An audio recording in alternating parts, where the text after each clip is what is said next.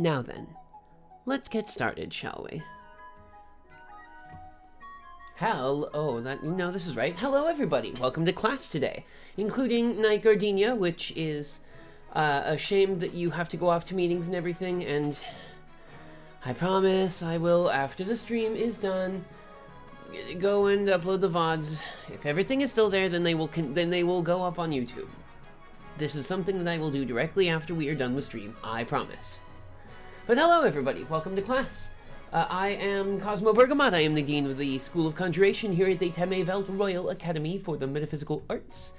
You guys don't have the chance to hear. Let me, just so that we can get ahead of this curve, I'll go ahead and do this. Load this game.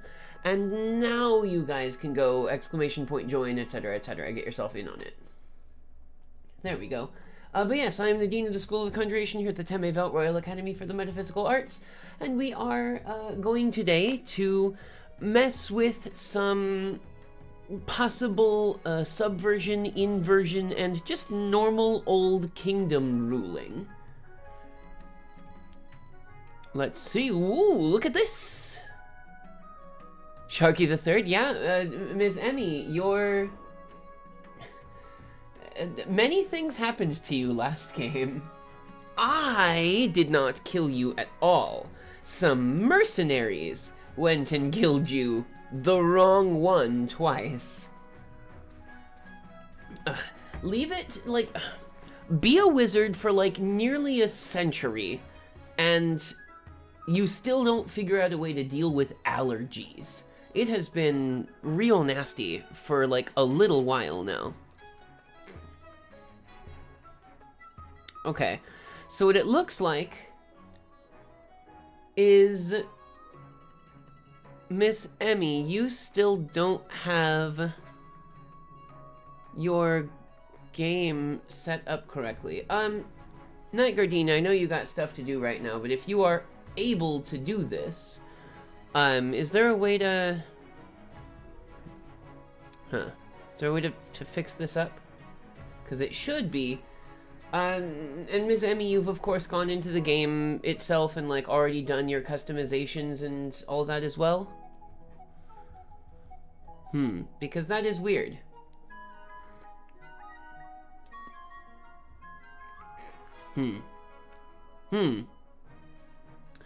Well, I don't know why that continues to be the case. That is really weird and unfortunate.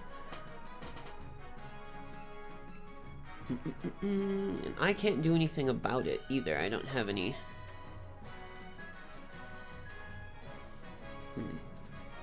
Disconnect and reconnect. Yeah, give it a shot, see what happens. I wonder if I have to, like, DC you and reconnect you. Like, you shouldn't have to have the game running at this point either, I don't think. I don't know. In any case, though, you can !join and then your second or your third person pronoun, he, she, they. I wonder if it'll allow you to do it. I don't think it will. But in any case, I'm glad to have everyone in class today. There are many things that are happening with many of my colleagues recently, and I am super cool. Rather, I am super excited about the cool things that... I am super cool? What are you talking about, Cosmo? I'm super excited about the cool things that are happening with everybody right now. Just recently, of course, Sister Ageha has come back.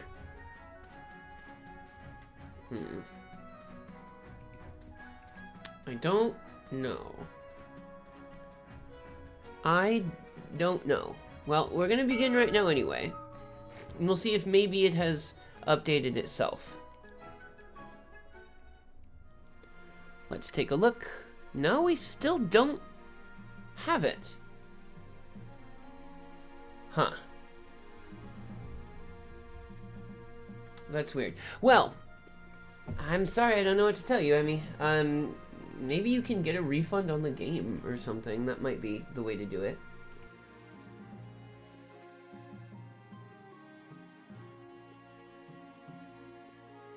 My allergies have not been treating me nicely today. Maybe because it's a running game. It might be that way. Professor would have had to call off that game and start a new one. Well, I mean, like, this was something that we had last time as well, and we were expecting that it was going to be fixed when we did the next time around, but... no, I don't know. But in any case, we are here back in Game World Land. Game Land World, which is where we are right now. I've got myself a nice cup of tea, and I'm ready for it, except my sinuses keep being like, hey, what if you were just full of stuff and you needed to deal with that, like, all the time? And I would be pretty upset if that were me all the time, except it is me. It is me, and therefore I am upset about it. But anyway, let's get ourselves nice and started. We'll start out with the council introduction. Let's see, what's Bree sound like? We did it! By the 9th, we had to pull some strings, but we got you that crown, just as I said we would. Now just remember to uphold your end of the deal. You're not really a monarch, more like an employee of the patricians. Familiar, we just went over this. You cannot be up here crying all the time. Let's see. What the coast wants, the coast gets. Yeah, I feel like this whole thing was pretty like, yeah, we were loyal to the patricians last time around. Now introduce yourself to the rest of the council, but don't forget what I told you today. Introduction! Hey, look, it's Vol. An honor to finally make your acquaintance, Your Majesty. May you escape the doom that befell your predecessor, not professor. Amazing. And to the barons. It's Nycardenia. Hail and well met, Your Highness. Under your leadership, we'll whip this kingdom into shape, Wonderful. Will they be a good little monarch? Oh, this is Cross. This is Cross. What do you think? Will they be a good little monarch and do as they're told? Too early to tell. We should have a backup plan just in case. Again. Every 3 years or so. Okay. Path to victory. Your Majesty, the history books do not look kindly upon usurpers, unless, of course, they prove themselves worthy of the throne they have stolen.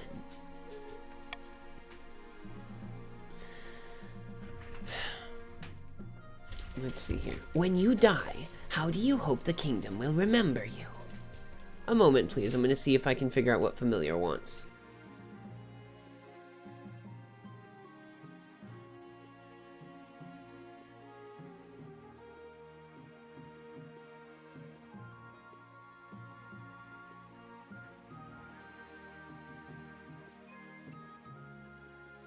It seems Familiar is concerned with the fact that I am currently eating a cookie and she is not.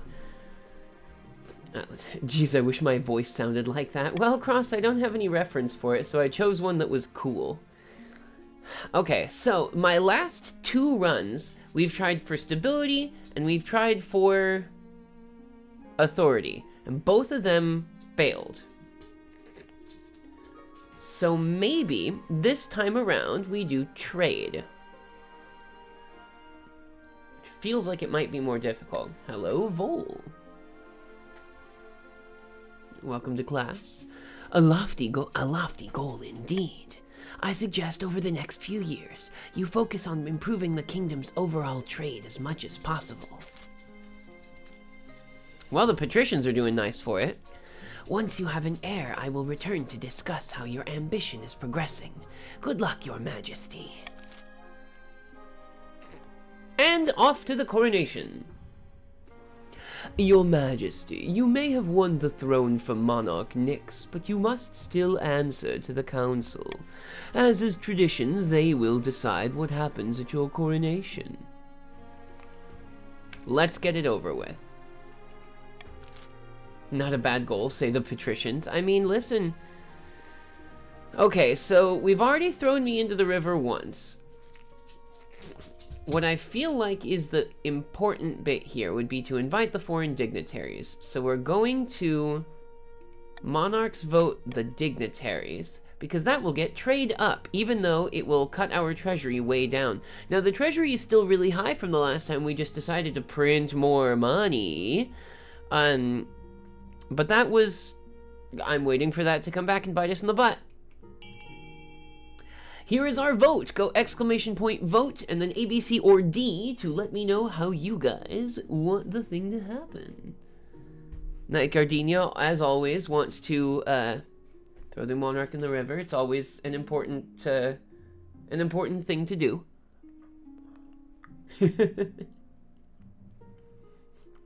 It's always the river. Oh, it's 2 and 2. I think that might be all the nobles that we have around right now, huh?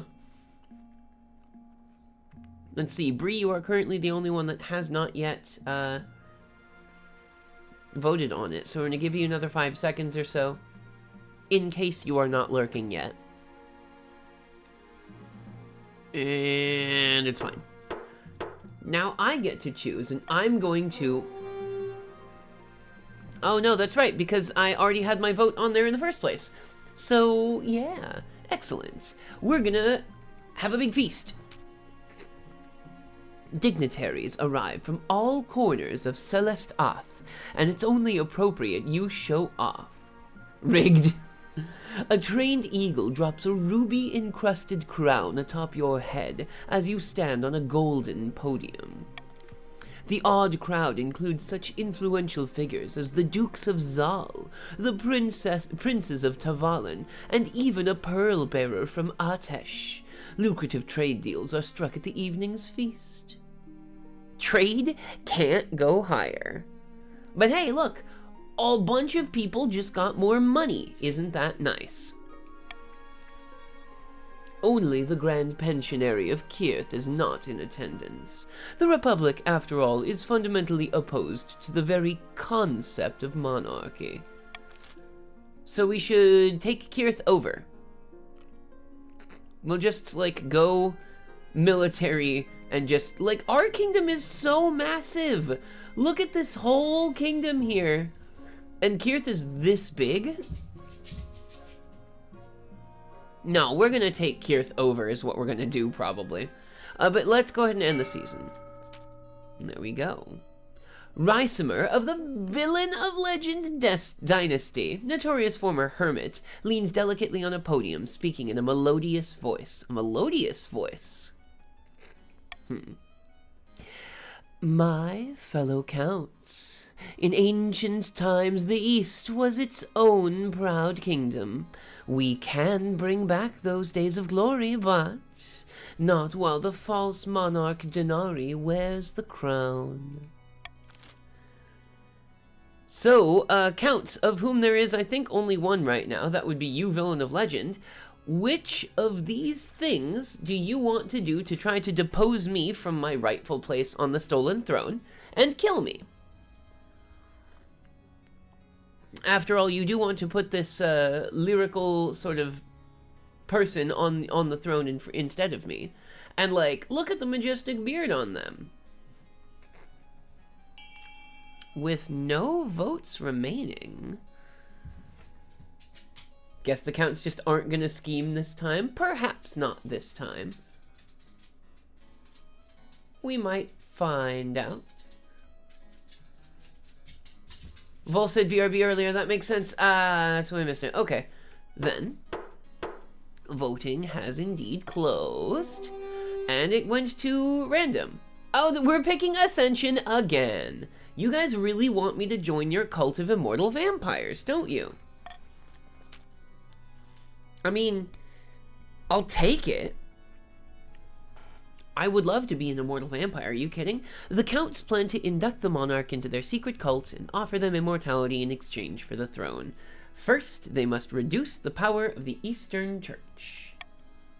To advance their scheme, the counts must lower their faith to 4 or less in 3 seasons. Not allowed? Oh, cross, is that so? bastion of the Sharky Emmy bloodline, powerful marcher and trapper, stands before a blazing hearth, shouting and swearing. When have the barons of the march backed down from a fight? Never! I know you'll do whatever it takes to put me, your rightful king, on the throne. Ooh, that voice shreds my throat. So hey, barons, that would be Miss Emmy and Knight Gardenia. What are we doing here? You tried to do doppelganger before. Gunpowder seems dangerous.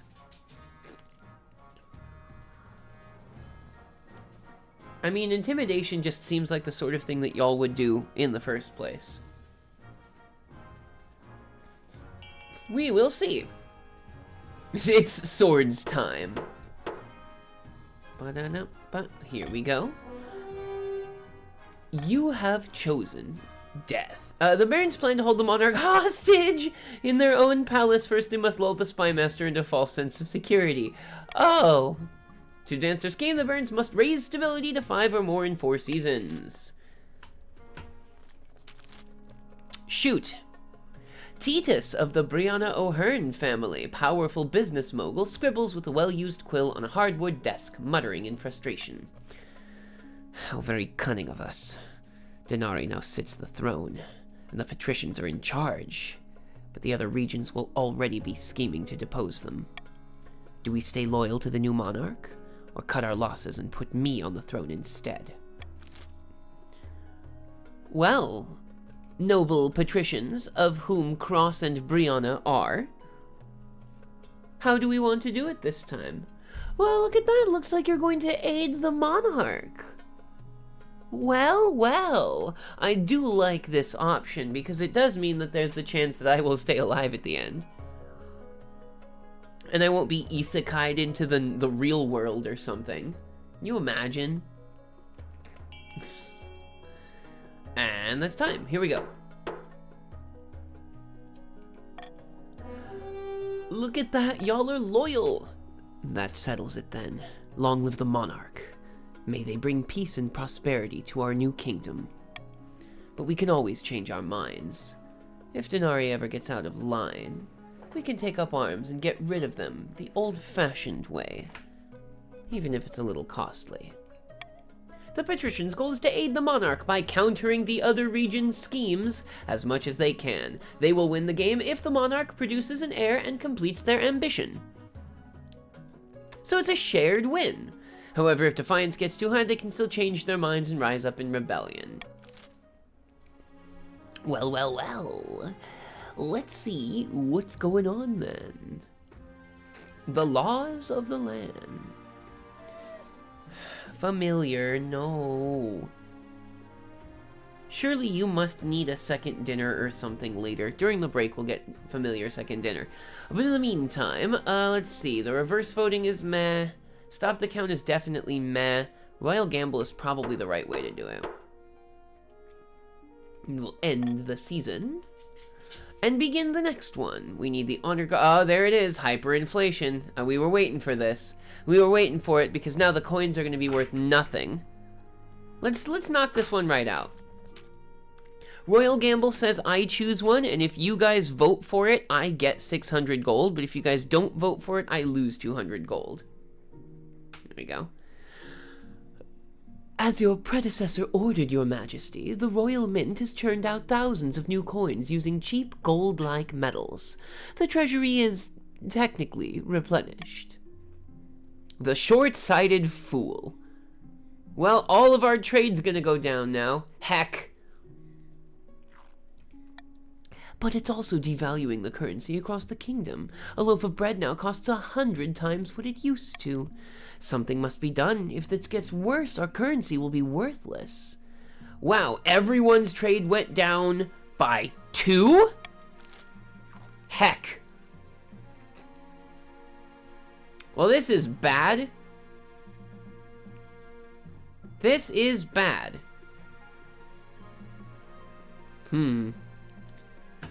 Okay, so if we adopt a foreign currency, we're gonna lose stability and authority Defiance will go up and money will go hecka down.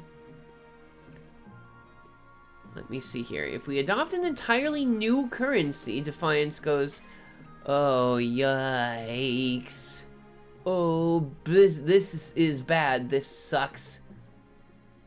This sucks a lot. There is no good choice here. Heck. Welcome, Triton Coin. It's like Dogecoin. To the moon. Except for in your case, it would be to the bottom of the ocean.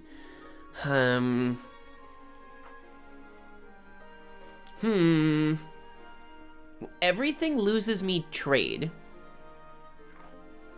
Or not trade. Everything loses me stability. Heck. I mean, I guess B is the only, like, not horrible vote, I suppose.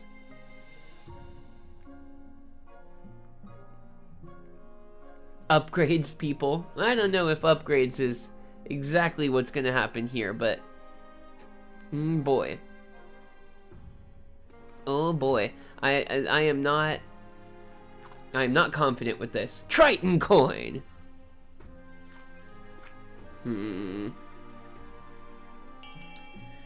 Welp, here we go. Here we go. So put your best face on. Here we go.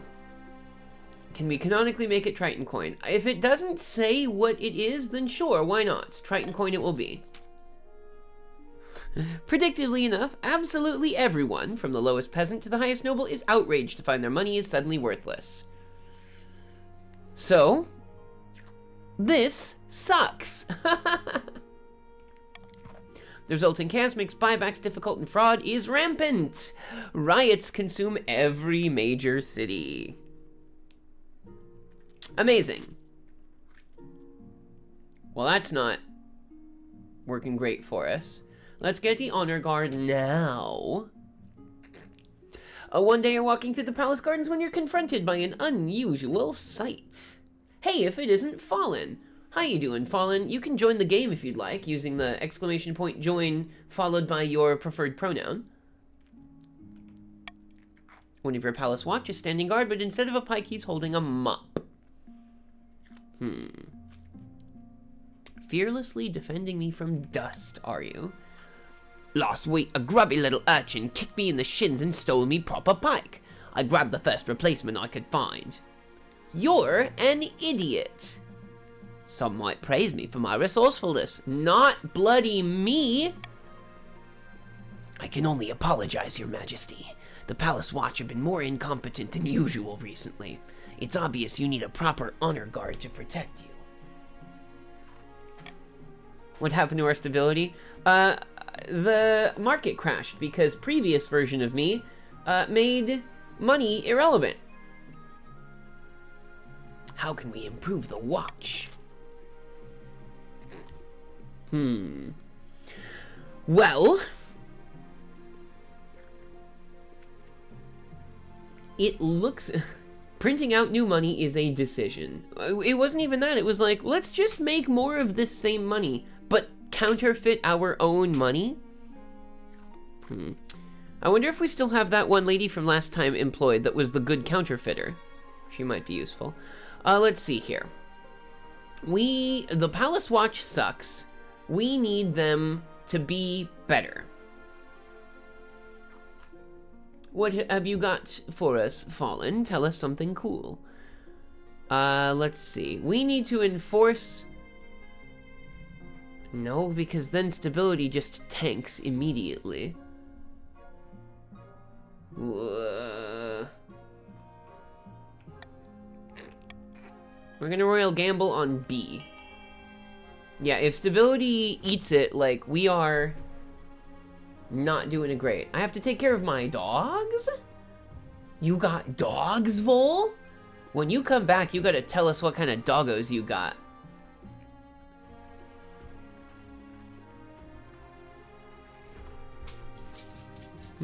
Hey, Fallen, you tried out 5e for the first time. How did it turn out for you? Sword experts go. Yeah, this is pretty unanimous. Well, excellent. I'm glad that you had the opportunity, Fallen. The barons are honored that their martial prowess is acknowledged. A squad of screaming martyr sergeants soon whip your watch into shape. Huh. Neat. Though, by all accounts, some of your watch's incompetence rubs back off on them. Okay. So it's a little trade. At least my watch is a little bit better now. Not these kittens. Think carefully. Blah, blah, blah. You could hire foreign mercenaries. We're not doing that. Let's see. Cross. What do we have? Of course, you'll be taking the gladiators, Your Majesty. None of the other options are half as muscly. The gladiators we have dealt with before, but the Eastern Knights do seem to have a really good kind of setup right now. The Order of the Drowned Rose are highly respectable. They'll understand palace etiquette, but it's been years since they fought an actual battle. They mostly write poems these days. What about the March? These soldiers have fought more battles than they've had hot dinners. They'll be uncouth, no doubt, and won't adapt well to life in the palace, but they're loyal and tough as nails. You never pick. You always pick the same. They do look the coolest, but they're not good military. Yeah, I know. The problem is, like... What about the foreign mercenaries? The battle-bitten brethren we've seen before. Yeah, it's fine. And the gladiators, please. Low-born crooks who turn themselves into celebrities. So, here's what I think is going to happen, right? I want to keep up my appearances. And I want to make sure that everyone knows that we are respectable. So we're gonna hire the knights. There we go. We hire the knights because they have the coolest costumes. Boo. Let's see. I won't be changing my main system to it, but it was fun after I scrapped the first character I made after a few hours because it wasn't having fun. Well, you know, that seems to happen. I mean, you can build 50, 60, 70 characters, and you'll find the one that's actually really good for you. Depths below, your serene highness. How could you choose them? I will make the arrangements at once. I call Shibung. The knights arrive a few weeks later. They are all extremely pale and extremely polite. The commander introduces herself with a florid bow before reading a poem she's written for the occasion. See, that's cool, though. Now then, let's go and see what's happening in the march. Hey, it's Knight Gardenia. Your Majesty, this is an outrage. I demand justice. Last week, Count Villain of Legend shook my hand as a supposed show of reconciliation and stole my family's lucky ring in the process. Well... Blood and stars. Nonsense. Rummage through your drawers and I'm sure you'll find the thing. Your Majesty, a feud has stood between our families for centuries. Villain of Legend's ancestor left my ancestor tied to a rock in the woods for the wolves to consume. That's because her ancestor poisoned our well and killed half our household. Enough! I know Villain of Legend stole my priceless ring. It brings the march great luck and bounty, and my dear nephew is to wear it when he marries. Over in the chat, everyone's just like, oh, it's drama time! Huh.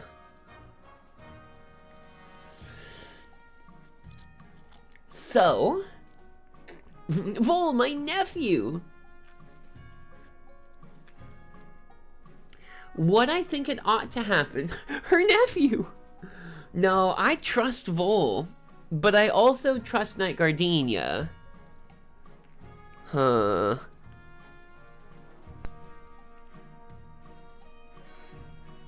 Well,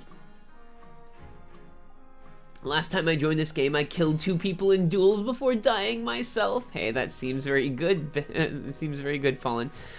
Here's what I think we should do. I think we should send the Chancellor. We're going to veto arresting the Count, that's for certain. Because there's no way that we can arrest him immediately. At the very least, we need to make sure that that's what happened.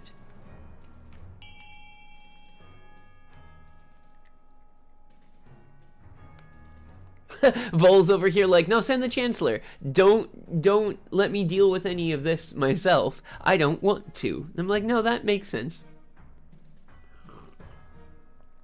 I do think that it is very good that we were able to veto arresting you, Vol, because otherwise I feel like the students are out for blood today.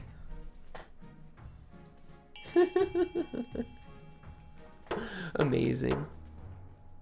Now then, let's see what happens. Knight Gardenia thanks you profusely, but the Counts are furious that the accusations are being taken seriously. You order the Chancellor to search Vol's home for his special ring. Blood in the water. Goodness me, I do enjoy tales about such mysteries. I shall do my best. Excellent. Now that I've sent the Chancellor off, you guys are going to assassinate me in my castle. Because the Chancellor won't be there to be like, Your Majesty, you should think about not being assassinated. The ring shall be found. Now, here's what I want. I want for there to be a grand bazaar. And patricians, you also want for there to be a grand bazaar. Just saying. The Thieves Guild would make things objectively worse, so we should not do that. So here we go. This is what we're going to do. Let's go. Now, tell me what we are funding. Stability up is very nice. We would super like for the Grand Bazaar to be a thing as well. Excellent. Yes, there are those who are voting correctly with their money. Oh, but now the Thieves Guild has overtaken the Grand Bazaar. Now the Grand Bazaar oh, now they're even. Oh, what will happen? Something must be bigger. The Thieves Guild's getting higher on this one. Amazing. So it looks like the Thieves Guild is sitting at 700 right now, unless somebody puts 450 into the Grand Bazaar. There's no way that we'll be able to go any further. Cross, you don't have any more money to fund with, unfortunately. Vol, you've only got 200. It seems like the only person in here who's actually got the good cash is Miss Emmy. So, excellent! We have really, sort of mucked ourselves up with trade, haven't we? At least stability goes up a little bit. Finding a spouse, searching for the ring, or a new contraption. Mistyped and lost all my money! Oh no, Cross! That sucks. Let's go ahead and talk about finding a spouse first. Your Majesty, it's important you find a spouse sooner rather than later. I'll take the liberty of finding eligible candidates.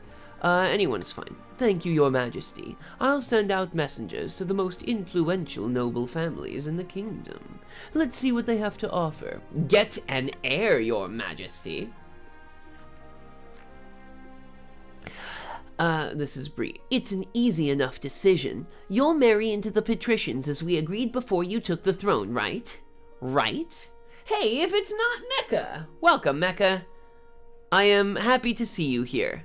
You can join the game by going !join and then your pronoun of choice. See how that turns out. The hunt for the ring. Der Jagd für die Ring. Der Ring, probably. Your Majesty, I found Baroness Knight of the Garden's ring, but the situation is delicate.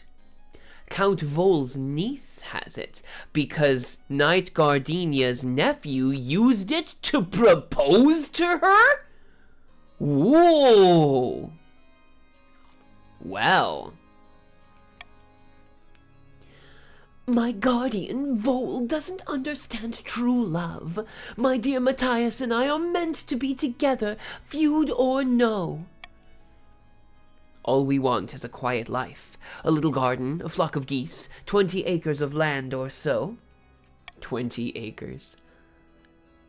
No one knows about this romance yet, but tensions are high. Both regions are using the feud to fuel a full-on rivalry between barons and counts. He comes after his mother.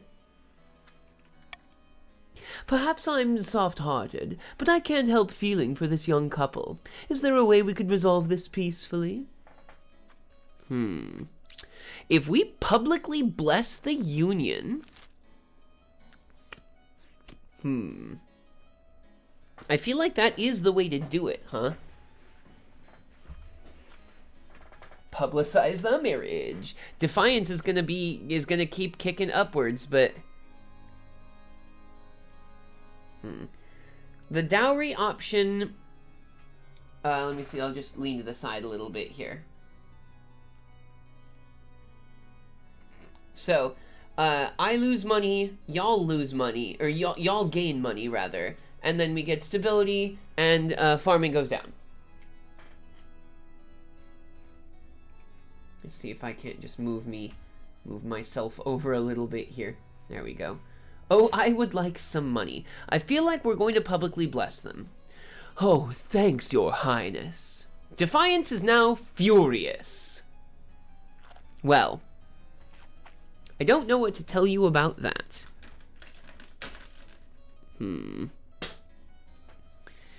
Well, let's see how it turns out. You formally bless the upcoming marriage of Matthias and Valentina.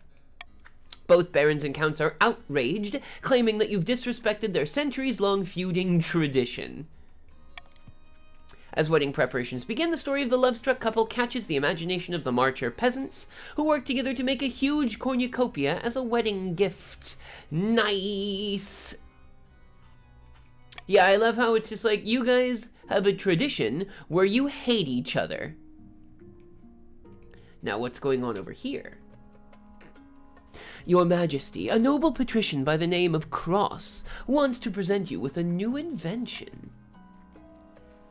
Your August Majesty, we are entering a modern age. A more humane age, yet botched executions are commonplace. Decapitations where the head doesn't come off, or hangings where it does. Did I invent the guillotine? No more! Behold, a merciful machine for removing heads quickly and painlessly. I call it the Crossplanar Cleric. They swish away a cloth to reveal a huge machine of iron and wood. It has a hole. You invented the guillotine! How efficient. Precisely. With the cross-planar cleric, you'll send 12 heads a-rolling in the time it'd take an ordinary executioner to chop through a single neck.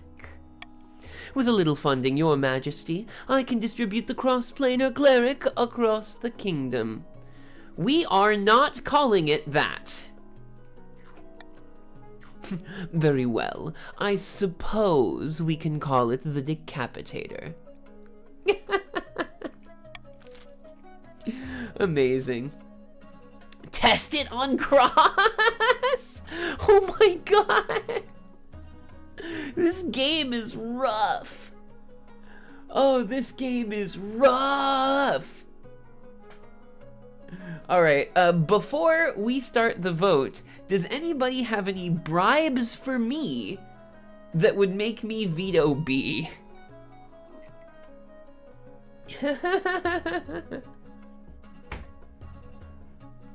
Boy, oh boy.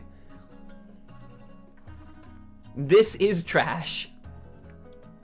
I am literally your loyalist. It's true. I don't think I can conscionably allow that to happen. We're gonna veto that one. So it's either ban it or fund it.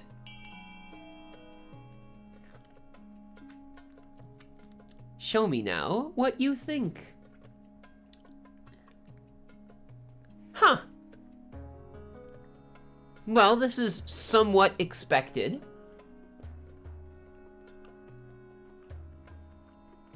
We only need one more vote in A for me to have to make the decision.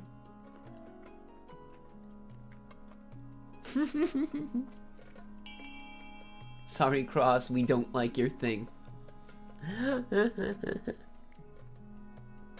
Yeah, the Barons definitely want stability. Swords are not better at executions, but they are better at other sword-based things, I suppose. Alright.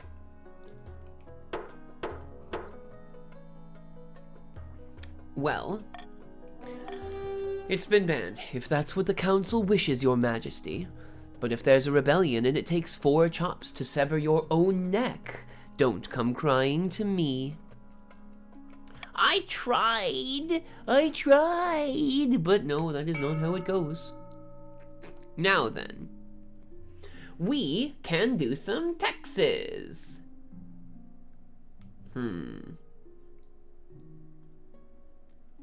How do we want to deal with this one so far?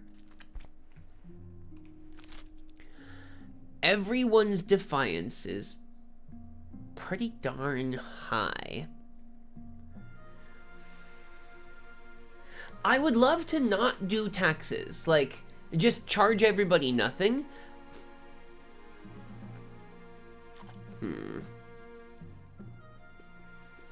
On the other hand, the counts, of whom only Vol is here, and Vol isn't even here right now.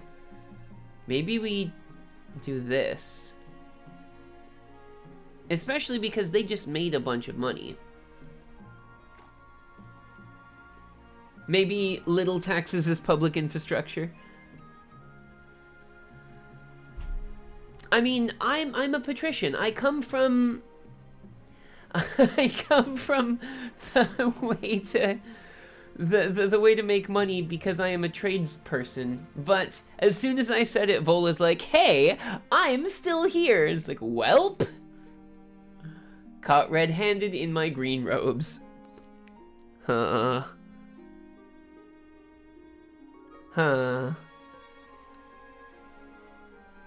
Now let's just do it this way, it's fine. As far as rebellions go, the counts are close to rebelling. Which is bad.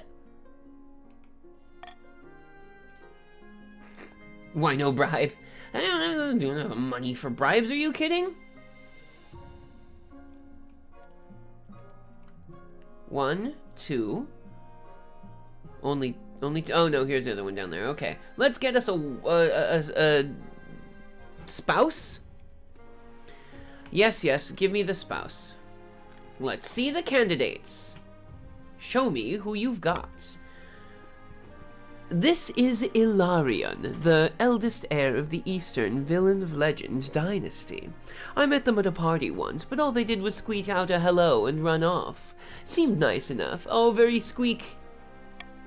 A very pious individual. The other counts think they're mad because they treat their peasants far too nicely. Okay, so far I like this one. Intriguing. From the coast we have Rhoda, the wealthy heiress to Lord Brianna O'Hearn's estate. I mean, just look at her. She's gorgeous. And apparently she's got a silver tongue, too. Her interests are typical of the coast. Money, money, money, and making more of it. The common folk call her a skinflint, though, and worse things. And finally, we have the March's offering, Lawrence, scion of the prestigious Emmy bloodline. A typical baron, really, loud and brash and self-absorbed, but mostly well-meaning. Like most of the barons, his great passion is hunting. No beast is safe from his crossbow. He's got a reputation for not giving a darn what anyone thinks of him.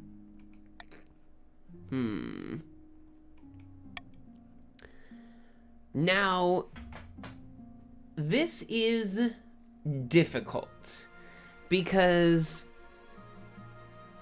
Ilarion has no support from his own people. Rhoda is going to be just completely cold and all about money.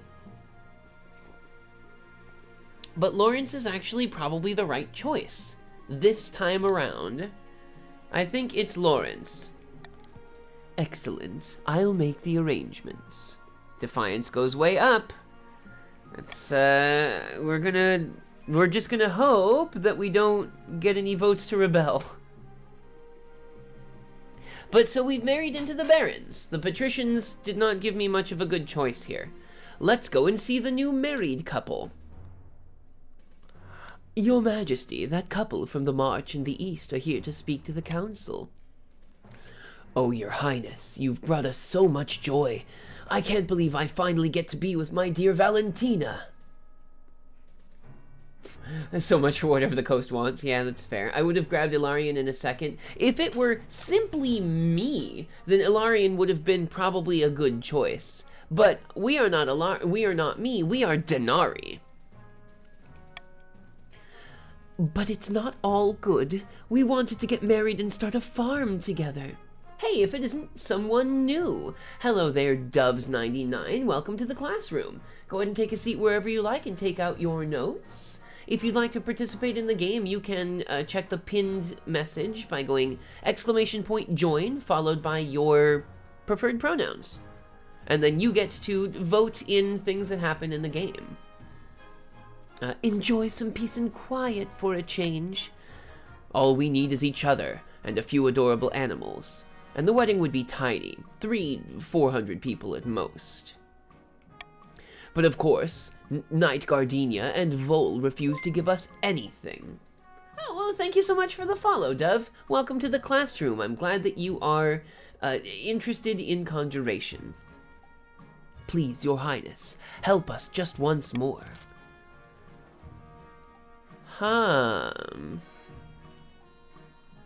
So, this is difficult because either of these is bad for them. This one is probably good.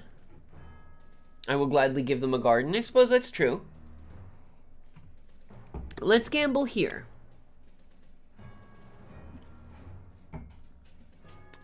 Yeah.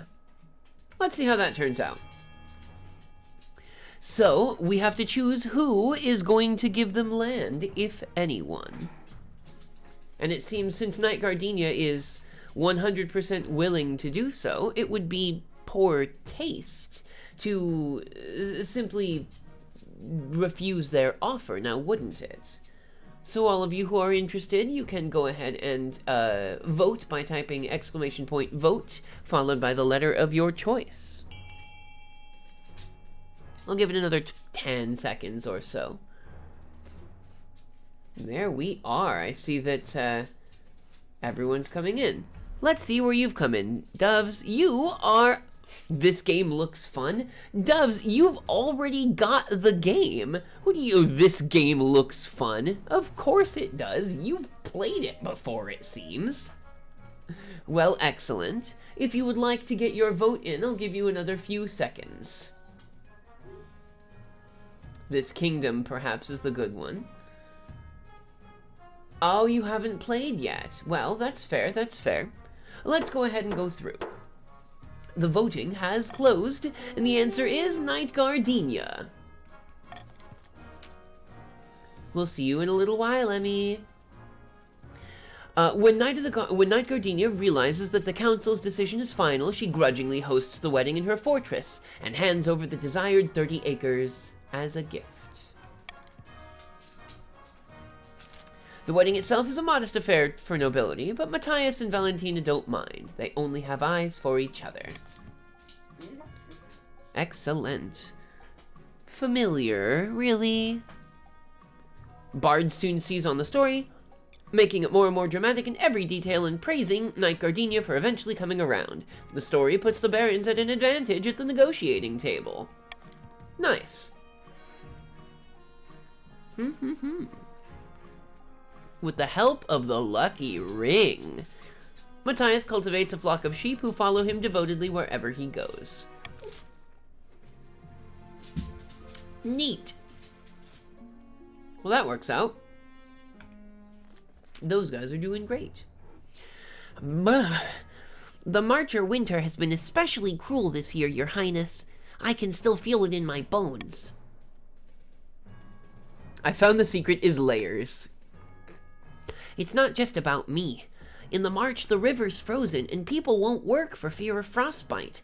My butler touched an iron fence post and lost his entire finger. Oh my gosh. Why is my voice so baby? I can't do your voice, Night Gardenia. I'm trying my best. Familiar, you can't eat the thing I've got. It's chocolate. Let's see here. Send food. I would do that. That's fine. Send troops. Familiar, you seriously cannot keep crying at me. Order the counts to send surplus food. Don't want that.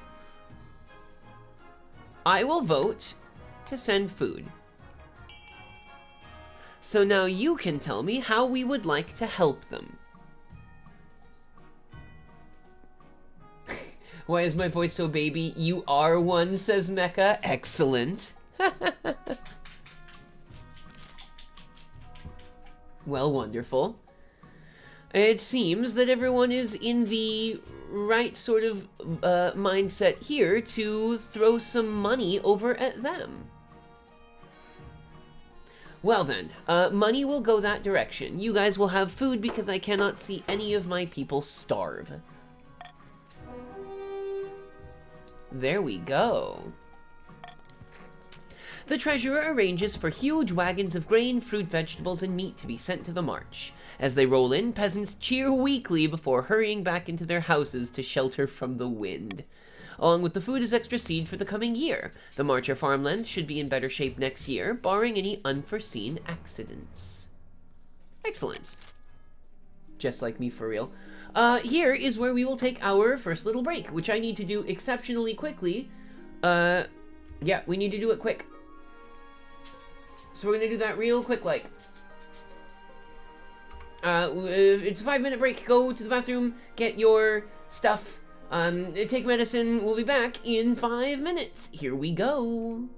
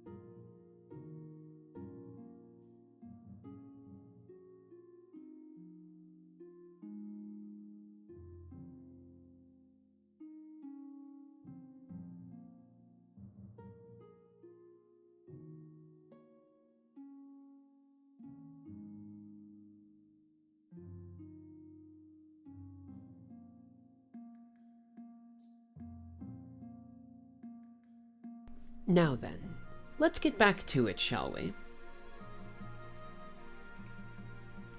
And here we are again. Welcome back, everybody. Thank you for coming back after break. We really appreciate it. Let's go ahead and pull up the noble list so that we can see Dove's 99 right here as part of the counts. That is this big purple area over here. You are one of the members of the East, which is quite cool.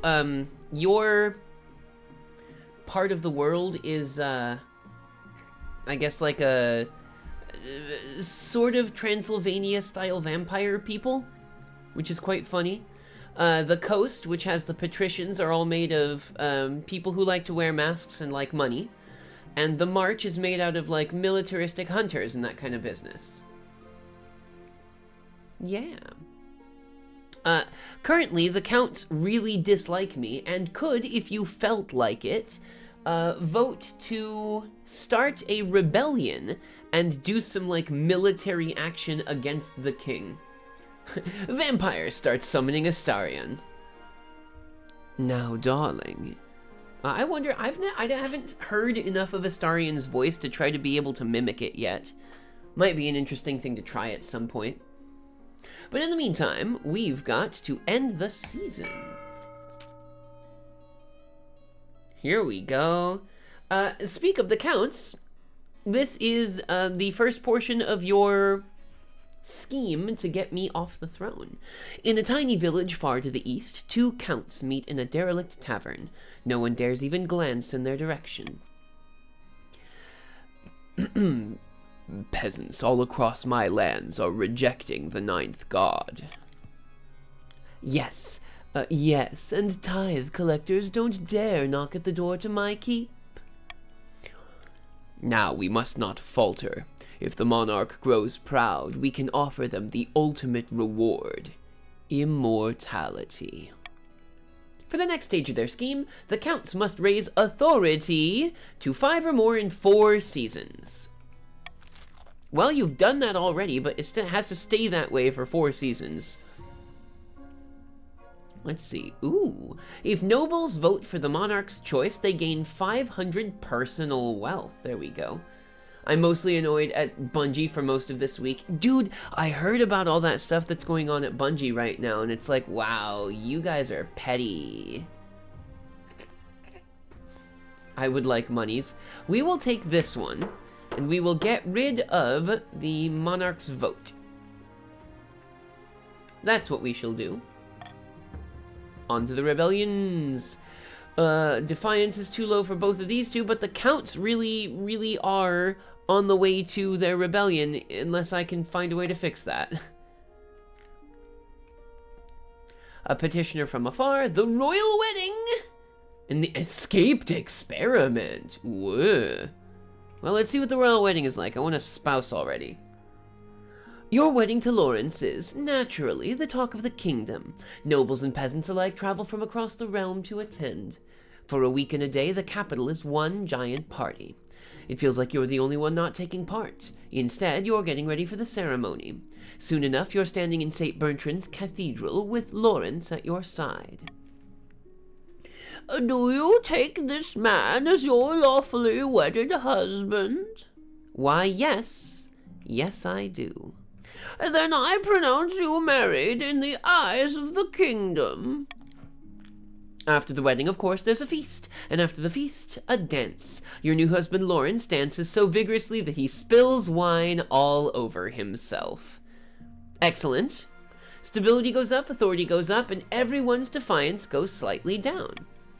By the time you find yourself alone with Lawrence, it's past midnight and you've never felt more tired. Good God, I am so drunk. And yet, somehow, not drunk enough. Time for more wine. How are you still so full of energy? That's me. Oh, you sound just like my mother. She's been asking that question since I was 5 years old. And swinging from the chandelier. Shall we go to bed together? Now, here's where we get the possibility to start creating heirs, boom. No time like the present, eh? He swigs back the last dregs of his wine and leads you to bed. Now, we're gonna do a teeny bit of real talk. Someone who is intoxicated is at a distinct disadvantage for being able to give fully conscious consent to any sort of activity like this. I firmly believe that you can only give full consent when you are not intoxicated or inebriated in any way. But this is a video game, and we are set in the year of 984, so it's a product of its time. It might be that you are socially lubricated with alcohol, but it also dulls your inhibitions and makes your decision-making skills slightly less on point. So, know that I, Cosmo Bergamot, the Dean of the School of Conjuration at Teme Velt's Royal Academy, do not approve of the choice that Monarch Denari just made. But anyway, let's get back to the game, shall we? Yes. Now let's go and see what's happening over in the coast. Your Majesty, there is a petitioner here to see you today. We're not exactly sure where she's from. What does she want? You'll see soon enough, Your Majesty. Oh, it's Oriad! We've seen you before! My name is Oriad. I have a proposition for you. Who are you? Yes. Oriad, we have seen before. Your ancestor, I suppose, has been here once before. Not a pirate, then? No, Your Majesty. Never would I countenance the thought. Where are you from? Distant shores, Your Majesty. I prefer to keep my exact origins a secret. Well, what do you want? Yep, muskets and gunpowder and cannons. We've done this one before. Muskets, the small furry animals. Muskets are powerful weapons, Your Majesty. The secrets of their manufacture are known only in the Republic of Kirth. And what is this favor? I wish to stay in this kingdom with your blessing and protection. I can show your soldiers how to use the weapons, of course, to avoid any accidents. What did you do?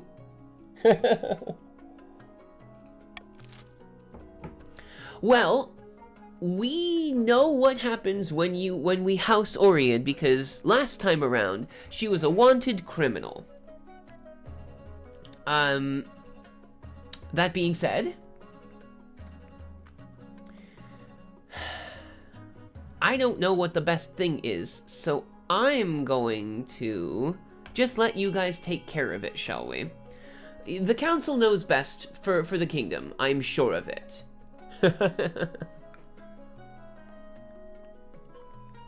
Not like any of your military needs to be any higher. Cross, of course, is like all down for, yes, absolutely, let's let this pirate in. Dubs, I see you are also down for providing harbor. It looks like everyone's into it then. I mean, on the one hand, Oriad is pretty cool looking. She does have quite a lot of, like, military decoration. We know everything is stolen. Even if she undermines swords that can't turn her down. Well, she might be able to make gun blades or something. Which historically did exist. It was a sword that had like a single shot sort of musket round in the hilt, which was very fun. Oriad and her weapons prove most useful in the coming months. She and her crew train your officers as promised. Oh my god, everyone's military is so high. Oriad demonstrates by puncturing a metal breastplate at 500 yards. Well, this doesn't feel great, but let's go ahead and look at what chaos is fun. You are not wrong, Dubs. I do have a husband into it anyway. Apparently, Apparently something has escaped from the cellars of Countess Dove's castle. Dove, what did you have in your castle? I've asked for an eyewitness report from a local. Hello, Your Majesty. It was a right unholy sight. A monster stitched together from parts dug up from the village cemetery. I recognize my Aunt Edna's earlobes. An abomination. Did it hurt anyone? No, it just seemed confused. It kept asking for its mother. Doves, let's see. This is the way that you look. This creature is my life's work, Your Highness, and my son.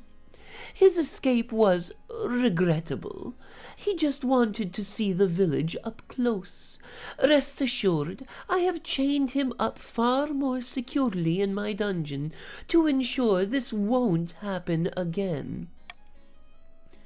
It's too late for... I hate all of the religious people, so just give them the same ridiculous voice. It's too late for that, Countess. You and your unholy creation must be burned. It's the only way to cleanse the world from your evil. Like said, Chaos sounds like one of my friends. It's true, it's true. So we are definitely going to Monarch's Golden Choice. Stability is 6. This isn't bad. Free the monster. If you vote for this, you gain 500 gold. That's just a thing. Chaos Crew. See what happens. Do you want money? If you want money, you'll free the monster. This is me bribing everybody. Because, yeah, it looks like everyone could use a little bit of extra cash, I think. And there's a 60% chance that it's not going to screw up. We'll see if we get XCOM'd here. And what happens? Free the monster says... No, Your Grace. The boy's not ready for freedom. This will end in disaster. The Council would free this unholy monstrosity and allow its twisted creator to go unpunished? What kind of message does this send? You're all mad. You'll see. Doom will come to the east. Doom! Did it win? Did it win? Did it win? Yes! Look at that! We got it, folks! Oh, students, we did it! We did it! Get out of the way or I'm gonna feed you to the monster, honestly. The High Inquisitor's prophecy proves nonsense. Yeah, it's because the High Inquisitor is nonsense. One of these times I'm gonna have to do a religion build or something. The so-called abomination turns out to be a gentle fellow with a green thumb and a fondness for puppies. Soon enough he's won over the villagers who allow their children to go on piggyback rides with him. He spends most of his time in the fields growing flowers and vegetables for the community. Doves couldn't be more proud. See, now you guys are back down to being normal. Rebellion is halted. There we go. Just like me, for real. See, like, I'm totally down for doing this kind of stuff, right? Like, lean into the chaos. Deep in the forests of the March, Baroness Emmy III has gone boar hunting with a few of her close friends. Our plans are going better than expected. The spy master thinks that all is well in the kingdom.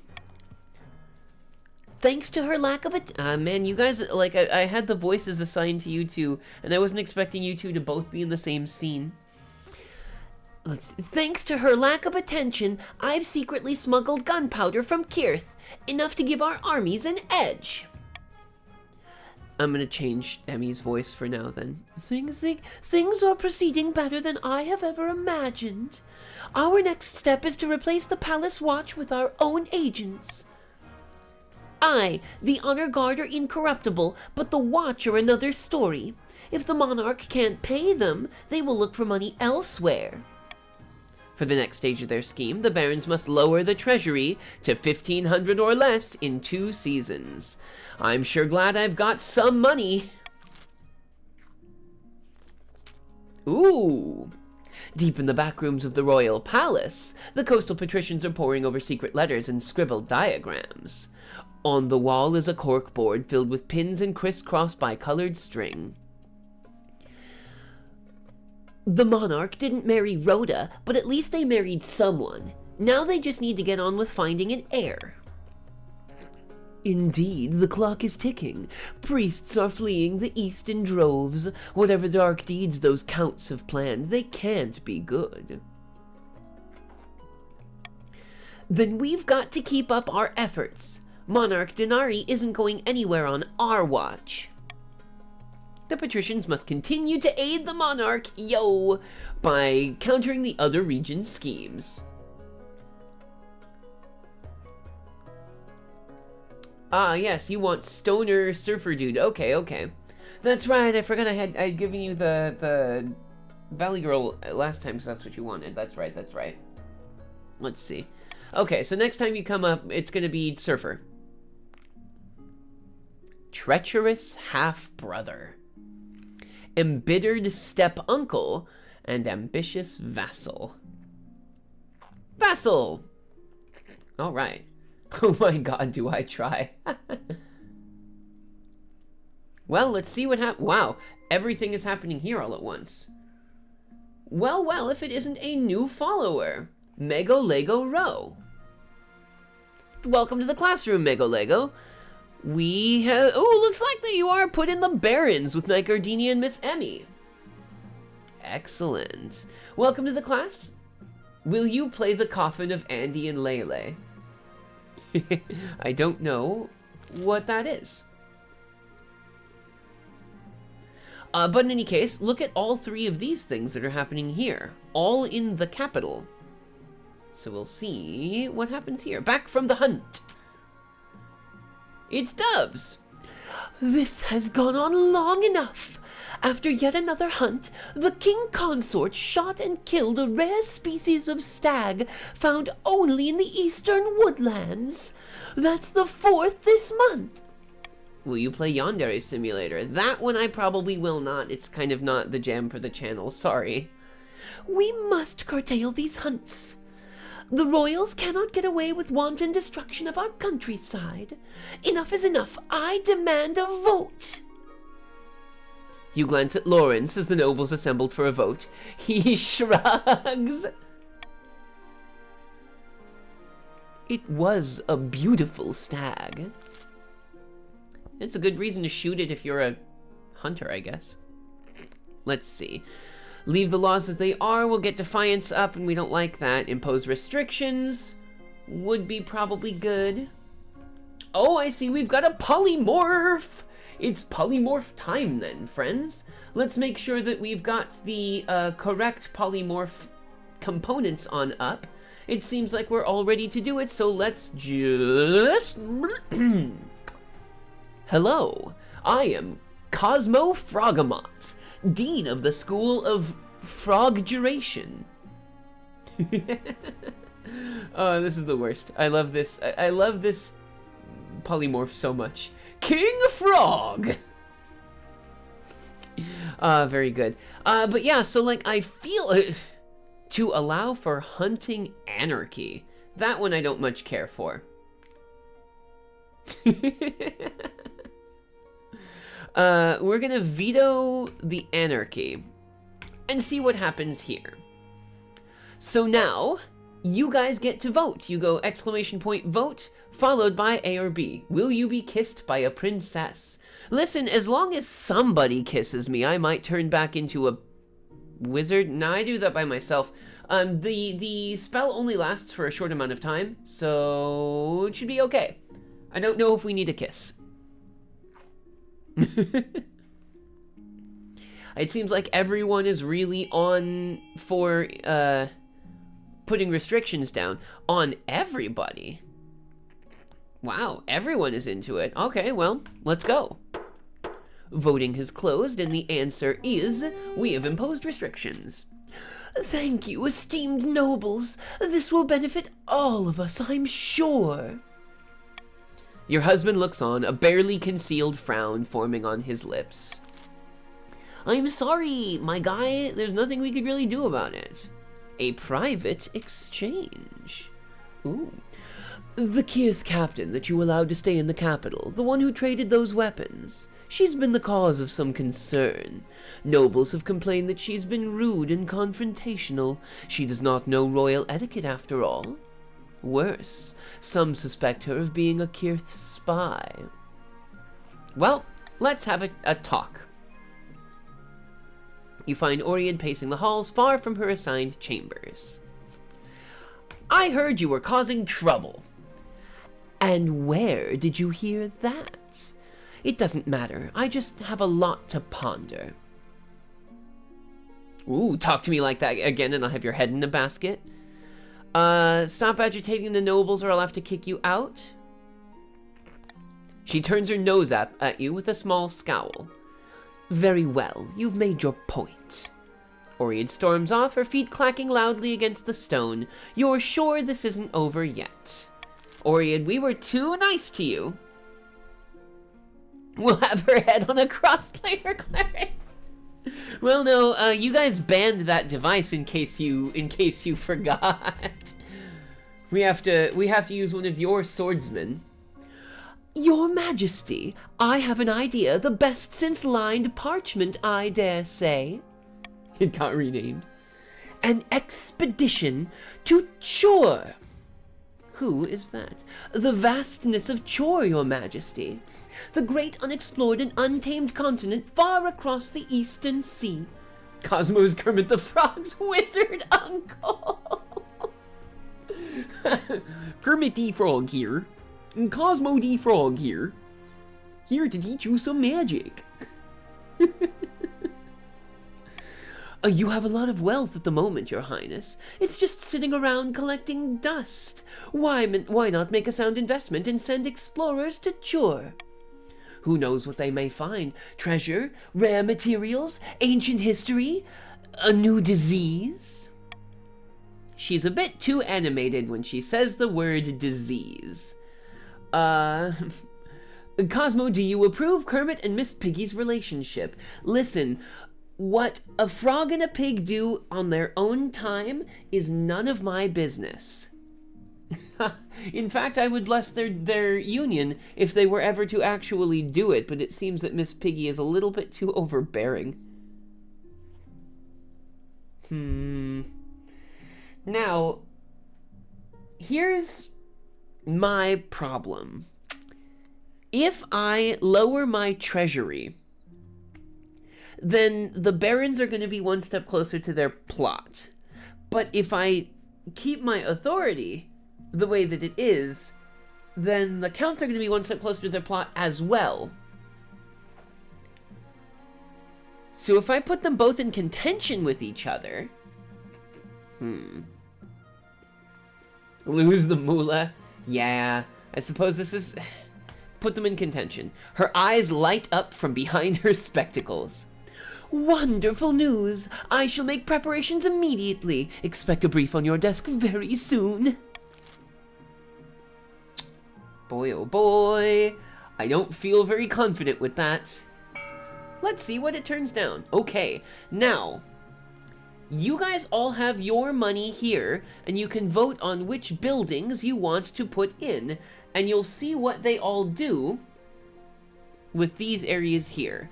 So, like, trade goes down if we put the Thieves Guild again, which we've already got one. Stability goes down with the prison, faith goes down with an observatory, which I do think is very funny because it implies that the more of space you can see, the less of it is filled with gods. None of these are really exceptionally good for me right now, so I think what we're going to do is just let you guys go for it. What shall we build in the kingdom this season around? Mego, none of this is particularly important to us, but we don't want C. Yeah, looking at the nobles list, Knight Gardenia, Mego, and Shark are, of course, all parts of the Barons, so they would be working together. Of course, we want to bring stability down. Why wouldn't we want that? Ugh. I like my stability, please. Thank you. Trade, on the other hand, is not working super well for me. I would love for trade to go up. Where is Mego's money? Mego spent a bunch of money funding B, the prison. So we'll see how this turns out. A stability down and a stability up. We'll take it. It works well for me. So one stability down, one stability up. Things turned out okay.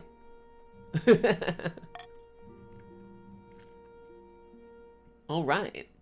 Everything is back in the capital again. Well, let's talk to the heir thing. Your marriage to Lawrence is not what you'd hope. He seldom sleeps in your bed, and over breakfast you exchange only a few frosty words before he departs on a hunt. Man, like, this is 2 spouses in a row where that hasn't even been good. The last thing on your mind is procuring an heir, but the needs of the kingdom must prevail. You don't seem good at this marriage thing. I mean, I'm not a hunter, I guess. Congratulations are in order. The royal wedding was a magnificent affair. But something's still missing. You need an heir. You need someone young, whose loyalty is assured. Seems like your spouses are yandere for someone else. Or dedes of some sort, perhaps. A child of your own would do the trick, even if they're illegitimate. Or the youngest of your many cousins. My husband and I will have a child together somehow. I'm pretty sure I have an illegitimate child lying around somewhere. I'll make my youngest cousin my heir. That's probably the right way to do it. Of course, an entirely sensible idea. I will make the arrangements at once. Alright, so we've got that going on. So we're going to be working on having an heir again, which is nice. Let's go off to the bounty hunters. Oh, look, it looks like the polymorph is over. Let's see. Your Majesty, these good folk are bounty hunters, representing the Republic of Kirth, they say. Will you watch the FNAF movie or the Amazing Digital Circus? The Amazing Digital Circus seems very interesting. It's kind of up my alley with the aesthetics of it. I don't know about the FNAF movie on account of Scott Kaufman being a little questionably problematic, but we'll see. Farewell, Frog Prince. The only marriage that works out is if you get the fish, dude. I mean, we tried. We tried, but I guess my social graces were not good enough for him. But no, the Amazing Digital Circus seems like it would be interesting. Here we go. Monarch Denari, we greet you humbly. Cosmo has no game confirmed. Tell me more about Kirth. It is lovely this time of year. You should visit. Lots of rain, but we make do. As for more important matters, we are searching for someone, a fugitive you might say. Last we heard, she went by the name Oreid. What kind of fugitive is she? The ships under her command are property of the Republic of Kirth, as is their cargo. Cosmo joins the Digital Circus as a wizard plushie! Oh man, can you guys imagine a plushie of me, just in general? It would just be like normal plushie with intricate hat. Boom. As we feared, still perhaps we can work out a deal? The Grand Pensionary of Kirth is offering a large bounty for the return of this woman, and we are sure that an esteemed monarch such as yourself would not risk drawing Kirth's ire. As proof of our goodwill, we will even allow you to keep the firearms that were stolen. Last time around, we paid them to take someone else, and it did not work. probably wouldn't be difficult to make. I mean, I could make a plushie. Like, plushies are not difficult to make. It's just all of the colors in my stuff would be difficult. Huh. On the one hand, Oread has been causing trouble. Let's Golden Choice hand it over. Because I don't want to harbor criminals. Not this time around, at least. I see a smart option. See, we did last time around, and it just kind of didn't work. On the other hand, if we give Oread over to them, we'll be making an alliance with Kirth, who I kind of wanted to take over in the first place, but like, an alliance is still okay. Or at least not an, if not an alliance, at least we'll be looked on favorably for them. That's at least something. Starting a war is probably a bad idea. I'm glad that we haven't done it.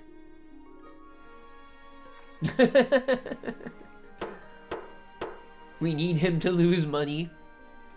I refuse! Gain money.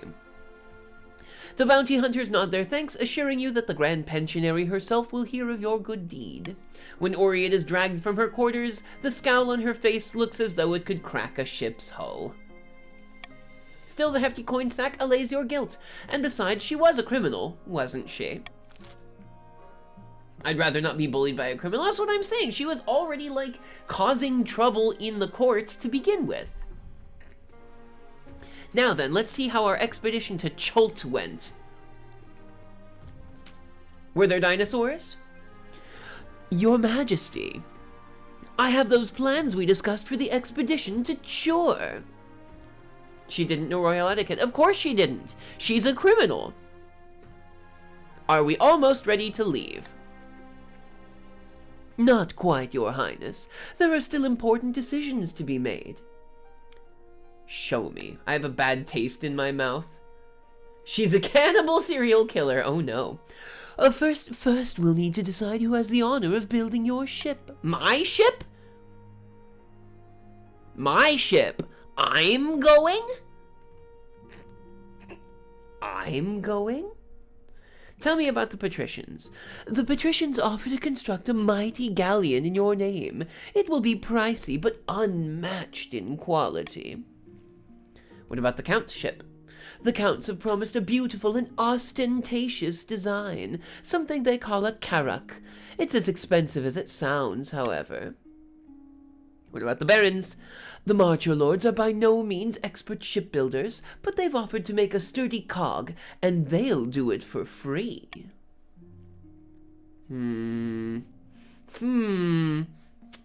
It's gonna be expensive if I take the Counts or the Patricians. The Barons are soldiers, not shipbuilders. But then again, I don't really think either of them are shipbuilders. Unless it's the coast, I guess you're right. Take the Pat's boat. Honestly, it's probably the right idea, even though it's going to be crazy expensive. 2,000.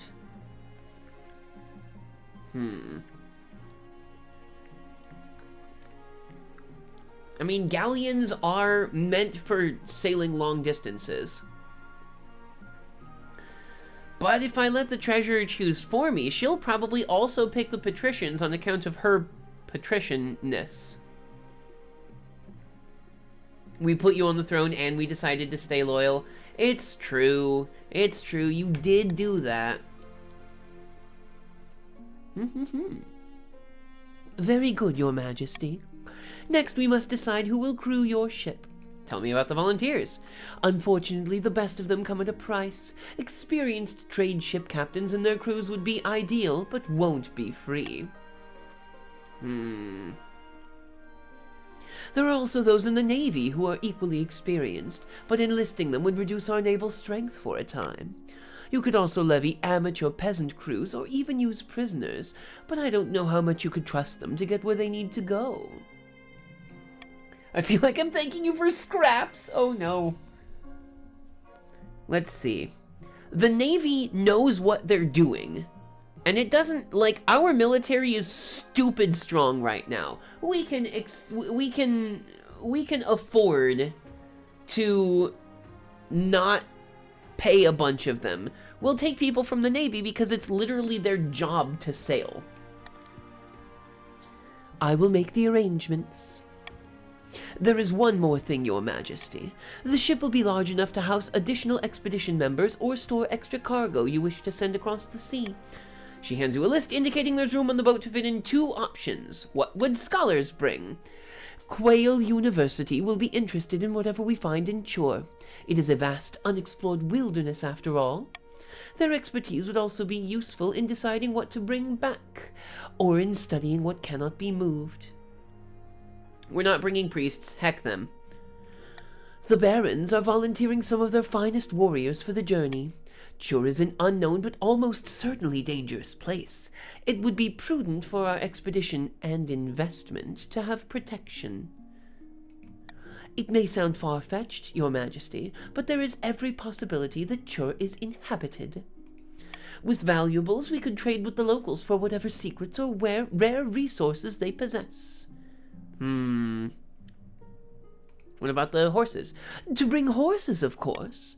Chore is a vast place, larger than Elrusia and Ethos combined. Your expedition will benefit from moving quickly. Why do we want to bring priests? There's no telling what horrors might... yeah, we're not going to need protection from anything. The 9th god doesn't exist. He's not real.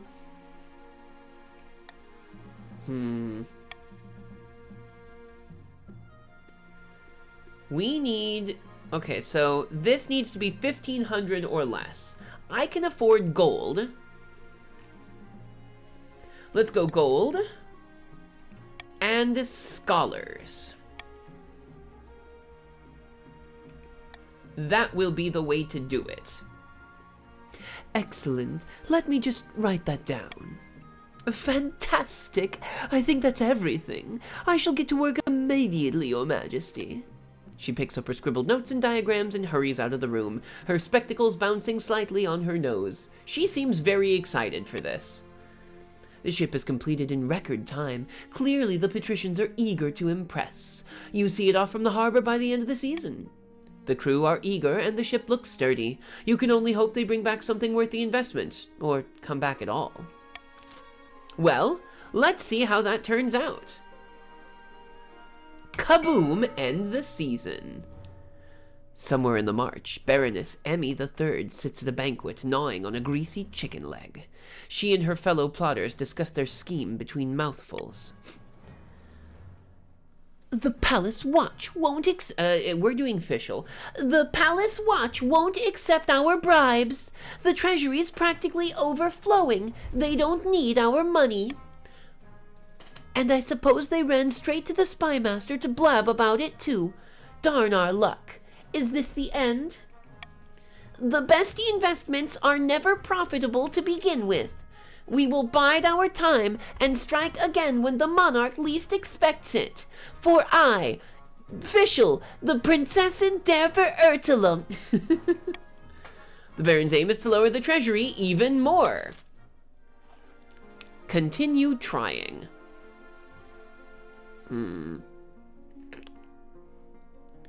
Man, the Counts really do get all of the trade bonuses, don't they? So about canceling taxes. I mean, the worst that the easiest that I can go on you is 100 without paying all of you guys. And I feel like this is normal. On the other hand, if I did this, their defiance would go way down. Count on us to make money. Oh, oh, oh. 1, 2, 3,000 pieces of gold. Ah.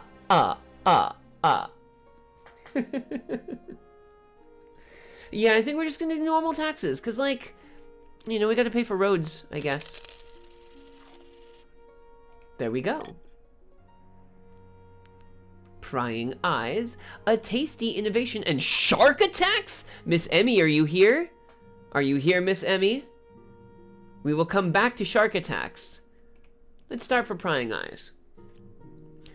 Your Majesty, you are of course the greatest monarch of this century. It's true. Exactly. Indeed, I'm sure that soon all will kneel before you. Think she's still gone for groceries? Oh no. But your power could be even greater. Now, I love how out of the 2 times that the counts have tried this, at the end it hasn't worked, and they've said both times, we're not going to make that mistake twice. This is the 3rd time you are making this mistake. Death comes for us all, but what if it didn't have to? What if you could be the greatest monarch for all millennia? Delightful. Most pleasing, your highness. I think we may be of one mind, and I believe you are strong enough to take the opportunities I hold. I can arrange more meetings so that we may discuss this matter further. Listen, Denari knows what's up. Denari knows that if Denari lives forever, Denari gets to rule everything forever. The door bursts open. Ah, so he got to you first. No matter. Thwaps with a rolled up newspaper. Listen, Cross, you can't look me in the eye right now and tell me that you would not also seriously entertain the idea of becoming an immortal vampire. I'm just saying, I know a vampire, and he's a pretty cool dude. The Counts have agents everywhere, and they've been building up your strength, but there's something more sinister afoot. Their ultimate aim is to recruit you into a cult of immortal blood drinkers. Yeah, that sounds good to me. What a tale. All we want is to help the monarch. It seems this cleric is rather cross with you. Our professor already took a deal for extended life. I did not take a deal for anything, Night Gardenia. My extended life came with no extra price.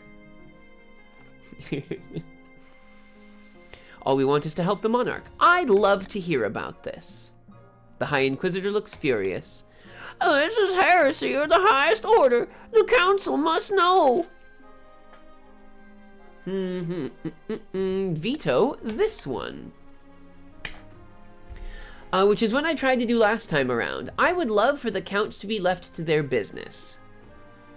Because I'd love to join this cult, are you kidding? You tell the kingdom now how we must deal with this thing. Obviously the vote is going to be for B. But C is a good choice too. C is an excellent choice. It's an amazing choice if you ask me. In fact, I think that the best possible choice is for the Counts to be left to their business. Bree stands for Betrayer! Well, let's Bree, you're a patrician. Yeah, well, yeah, you know. Oh, Dubs comes in! Dubs comes in! I was just about to say, well, let's wait for another couple seconds. 5, 4, 3, 2, 1. Then it's settled. We finally get to do... Here comes Dub with the steel chair! Vampires. I mean, that's right. The High Inquisitor storms off to her chambers, but there's nothing more she can do against the Counts. Why do I have a High Inquisitor? I would love to kick her out of the kingdom. The web's Bree with a rolled up newspaper. Now, Mego, you need... I don't mean to exaggerate my that voice is a little bit too... Let's see here. I don't mean to exaggerate, my liege, but I believe I have pioneered the most incredible invention in the history of mankind. I was hosting a small party, playing cards with some old friends. I called for a servant to bring me something to eat that was both tasty and convenient, as my hands were occupied. What my servant brought me that evening will change the world forever, my liege. Why does Mego get the sandwich? Cross invents the guillotine, and Mego invents the sandwich. And he's my employee, so I own the idea. It's only fair. Oh, now we're getting into copyright. Behold! He holds in the air a plate. Atop the plate are 2 slices of bread with a piece of meat wedged between them. It allows the hungry noble to consume 2 slices of bread plus meat all at once, saving valuable time. A pathetic sandwich. Meanwhile, the bread serves as an impregnable barrier, preventing one's hands from being besmirched by meaty juices. Magnificent! Naturally, since this is my invention, I propose we name it after me. In a few years' time, I expect everyone to be enjoying a nice Mego-Lego row for lunch. But naturally, this innovation cannot be made available for free. Every time... You want royalties on the idea of a sandwich?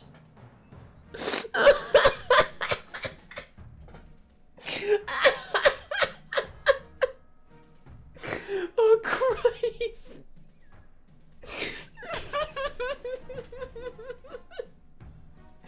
Oh, no.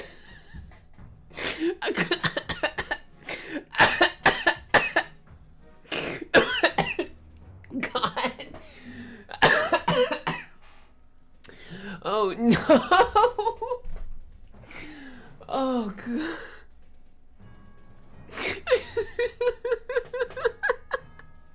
I'm okay. I'm okay. Oh God. God, okay, no. We're good. Every time a Mega Lego row is consumed, I expect a small royalty payment. Royalties on his sandwich.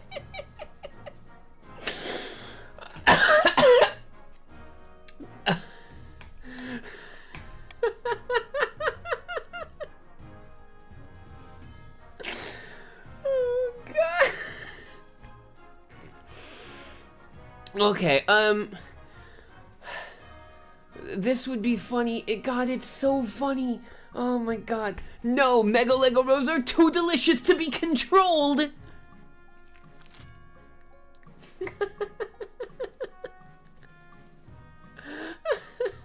Yeah, no, like, I have to, we have to do this one. Because free the Mega Lego rows. We shall name them in your honor. You know what? No, actually, we can afford to do this. This makes sense. This gives them the reward. Okay, so Mego, this gives you the reward that you kind of want right off the bat, and it gives everyone the opportunity to eat Mega Lego rows. That's the way that it needs to be. Oh goodness, my my asthma's gonna kill me. Oh geez, the servant should be rewarded instead. What was his name again? I personally, Cosmo Bergamot, do agree with this one.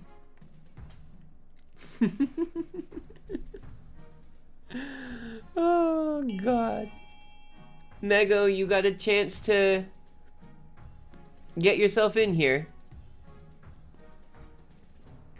Let's go for another few seconds. And there we go. Voting tied at 2. So, trade's gotta go up. I think this is the way that it would do. Trade's gotta go up. Boom. Thank you, Your Highness. I suppose it's better than nothing. I mean, that was a pretty considerable reward there. Mega Lego Rows prove a massively popular luncheon. Bakeries spring up across the march experimenting with new ingredients. Turns out you can put almost anything between 2 pieces of bread. Amazing. Our kingdom has invented the sandwich. Alright, it's a shame that steamed hams. Now I want a sandwich. Yeah, like, I tell you what, a grilled cheese with pastrami or something, and it sounds like it'd be amazing right now. Can we get pastrami in Germany? Well, I don't know, maybe. In any case, Miss Emmy, I'm sorry that you're not here when the sharks happen, but boom. Upsetting news from the coast, Your Majesty. Several peasants have been killed by a shark. I've already sent your condolences. You can't close my beach! No one mentioned closing it. That beach is vital for coastal tourism. You can't close it just because... Oh, this is the plot of Jaws! This is the plot of Jaws. Man, I want that so badly. Do you expect the attacks to continue? We can't risk coastal tourism. Now I want to close it. My stability is pretty high, but... You can't! I'll take this all the way to the council! To the council it is. Cross over here. My liege! Okay, so... Turn the shark itself into a tourist attraction. Actually, that would be really good for you. Miss Emmy, there's sharks happening right now.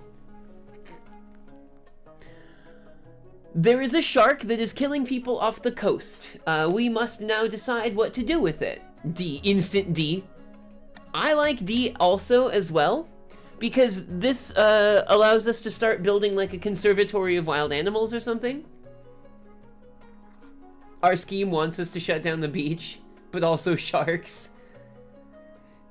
Dear friend Brianna, you are not going to get me to start on that horrible thing. Oh man, that laughing fit from earlier has given me hiccups.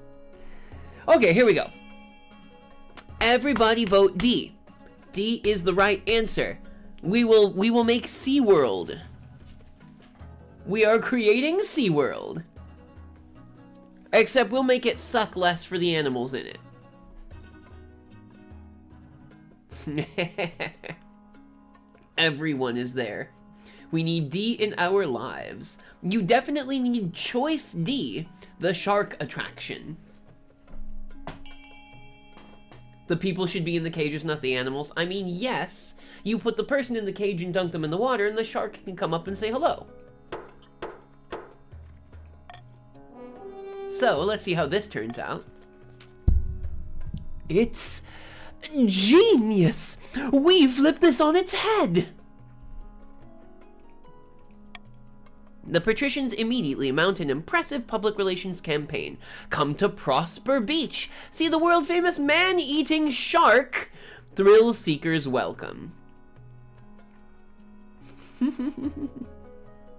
No rotating the shark. Get rotated.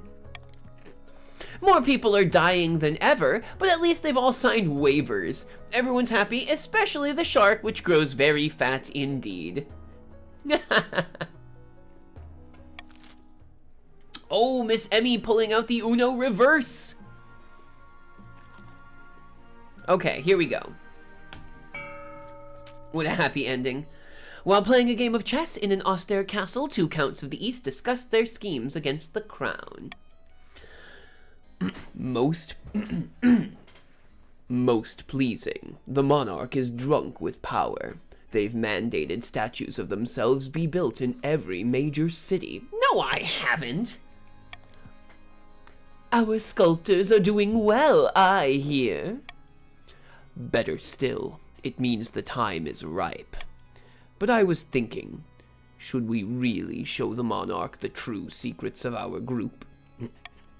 I thought that was the point. Immortality and all that. Yes, but those secrets are meant to be, well, kept secrets? What if we pulled the wool over their eyes? Hey, come on, nobles, you, Dubs and Villain, you guys both know that you want to bring me into the Society of Immortal Blood Drinkers and turn me into a vampire. Please vote for B, Dubs and Vol. That would be a super cool thing of you. And then don't kill me, please. I'm just saying, you could super vote for B, and then I wouldn't die, which would be nice. I would love that. Like, no, not dying would be amazing. It would be really cool, Dubs and Vol, if you were to vote for B, please, maybe, so that I don't have to, die. That's what we're doing. Excellent, excellent, we've got to vote for B. Dubs, are you also in for it, or do you want to kill me? Okay, here we go. That's what we're doing. Look at that! Yes, wonderful! Very well. We must prepare for the ritual. See, we're loyal students. Yes, I'll begin appeasing the spirits of the soil. But first, we must enrich our lands. Cross has had enough. We like you sharing our eternity. By Zhenya's ashes. It won't be long now. For the final stages of their scheme, the Counts must raise their farming to at least 8. And the Counts currently have farming at 6. Huh. Let's see. We could use some more funds. Miss Emmy, of course, in the Barrens. Why don't you give us some funds? I'll tell you what. On the next vote, I can put down the Monarch's Golden Choice, and if you vote for it, you get money.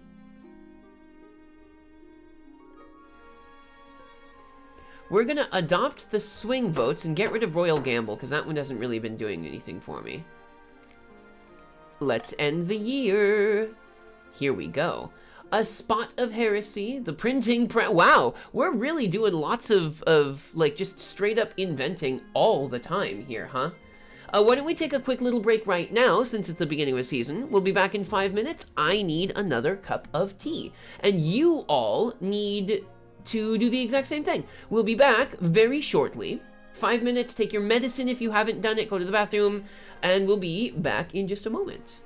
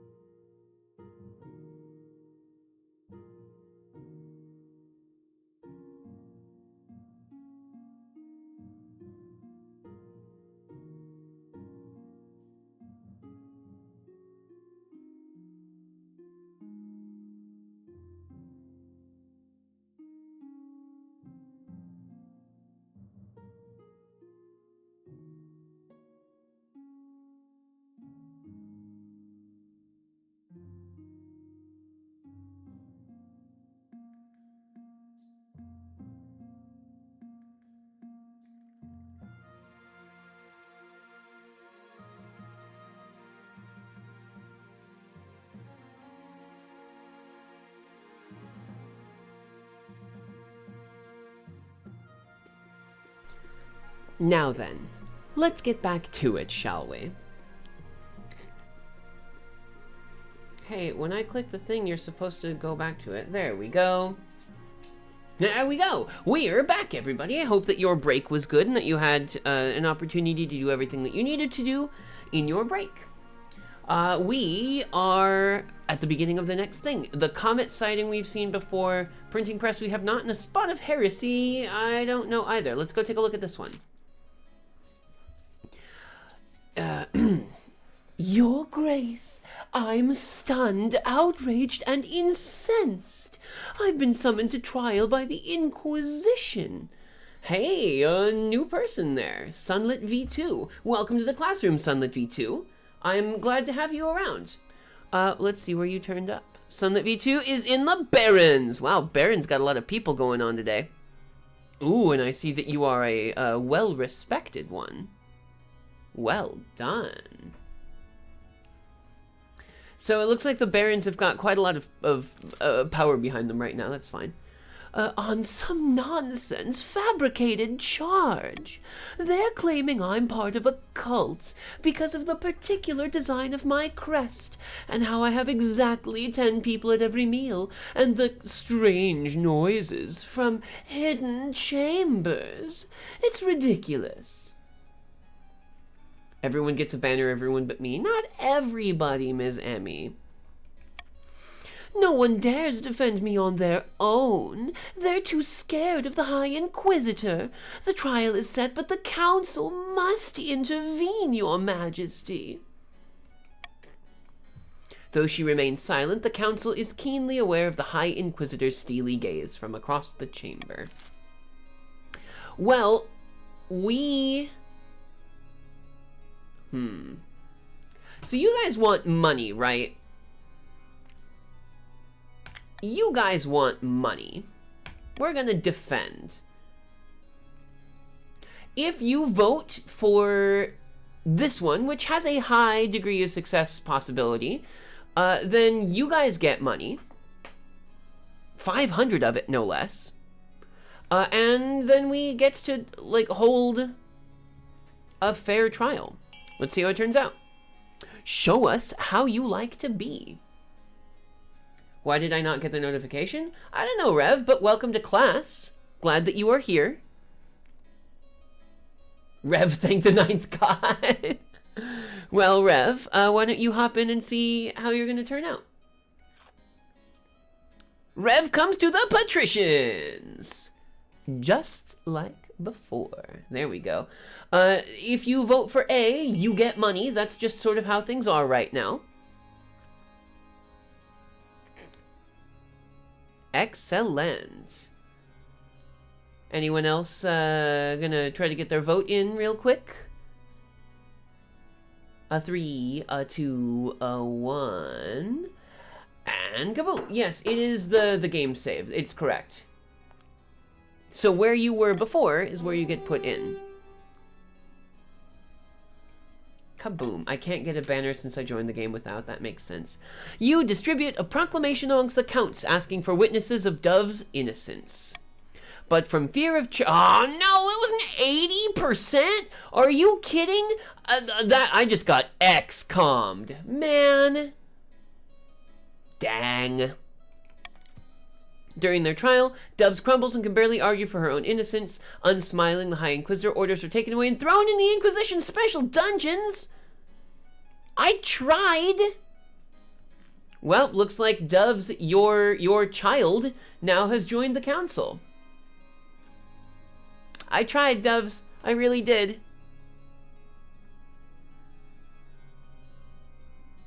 I did my best. Let's talk about this comet. Oh no, sounds worrisome. Let's see. Hey, look, it's you again, Doves. A blood-red comet was spotted in the night sky over the east, Your Majesty. The peasants are claiming it is a terrible omen. The common folk are on the verge of panic. Is there anything I can do? 0% faith. Excellent. I'll tell them, because I've got decent authority. We're gonna get XCOM'd again. Hey, we did it this time! Nicely done. You deliver a speech reassuring the peasants of the East that the comment isn't a good or bad thing. Just a thing. Probably the ninth god riding a chariot, or whatever.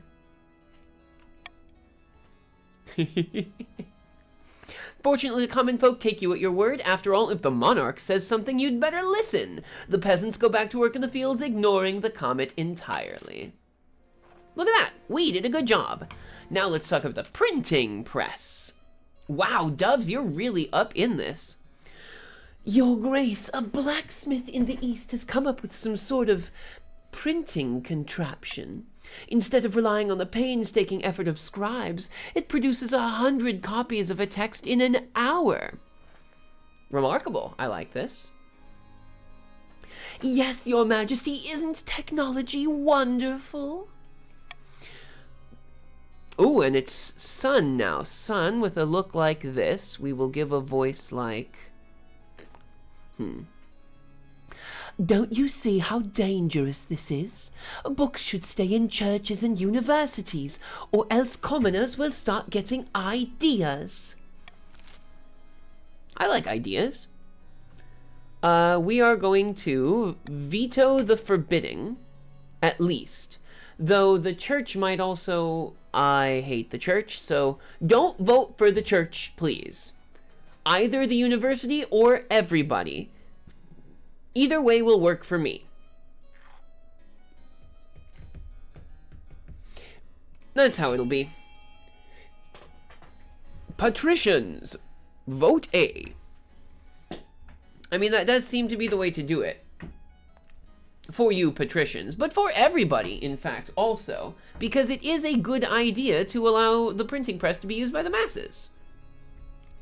There's no reason not to, honestly. I see that everyone's got the right ideas, and not a single count has voted. Mostly because it's Doves and Volt, and that's all. Unfortunately, the counts are so small in their kingdom right now. Ah, very good. Well, it seems like everyone is in accordance here. That works for me. Should it suppress this dangerous new technology? No. You're going to regret this one day, Your Majesty. Ignorance is the only thing keeping the common folk in line. Nonsense! You're just jealous. In the end, both are right. The March develops a thriving publishing industry, but as more and more books are printed, radical ideas start to spread. Trade is now opulent. Look at that. Ideas like, maybe peasants deserve rights, and should we even have a monarch at all? Okay, well that sucked. That was not great. It's not great at all, but I'll take it. I'll take it. I'll take it. It's fine. It's fine. It's fine. We'll be fine. The patricians are gathered in the empty council hall late at night. A new report from one of their spies has just come in. It's Cross. Depths below. The council wants to induct Monarch Denari into some sort of secret, the counts, some sort of secret cult. They'll have complete control over them. Is it too late to stop them? If the ritual is already prepared, there's nothing we can do to prevent it, and the monarch still has yet to produce an heir. Perhaps it's worth changing tact. If it's too late for Monarch Denari, we might want to get out while we can. Our only other option right now is to retake the throne by force, if we think that Denari is too weak to hold it. But it's an all-or-nothing play. If we rebel now, all our goodwill will be gone, not to mention a few of our heads if we lose. We'll be back to square one. Surely, Cross, you cannot be thinking about mutiny. Surely. Well, dear patricians, you will win if I win. Support the monarch by diverting some extra tax from coastal peasants. Support the monarch with a propaganda campaign. Support the monarch by donating food in their name. Or stoke the fires and invent a reason to get angry at the monarch. See, this is okay. I am in favor of this. I do want to see what happens if I become a vampire, but...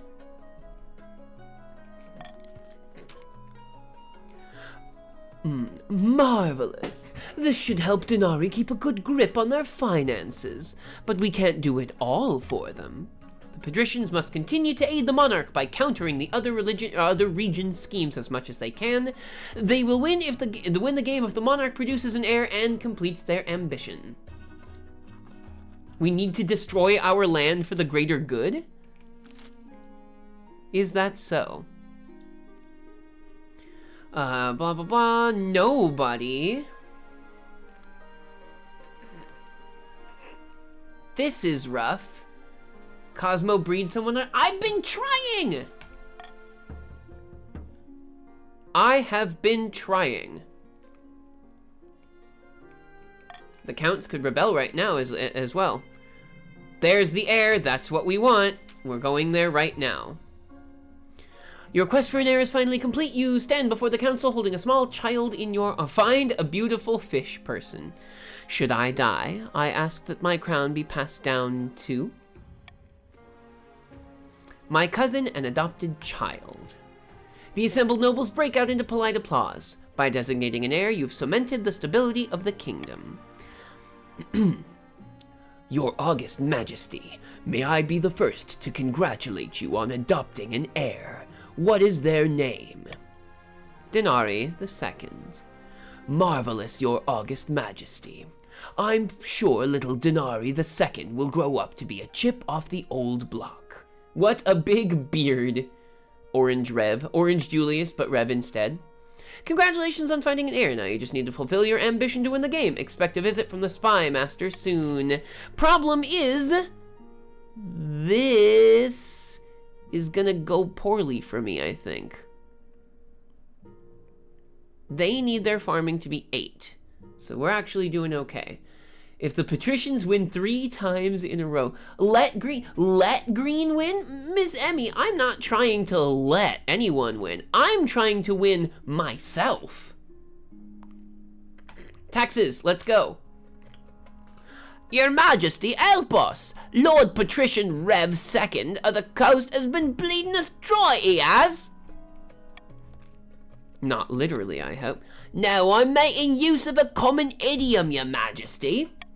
Our taxes are 10 times higher than they've ever been. I can't afford to feed me cows.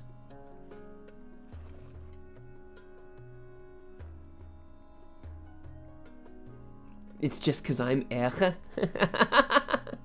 Suck up and pay your money, you whelp! It's true, Your Majesty. Lord Patrician Rev II has been taxing his peasants at least twice as much as the next highest noble. It's been a hard year, Your Esteemed Highness. I have barely any gold in my vault. I'm just doing what I can to stay afloat.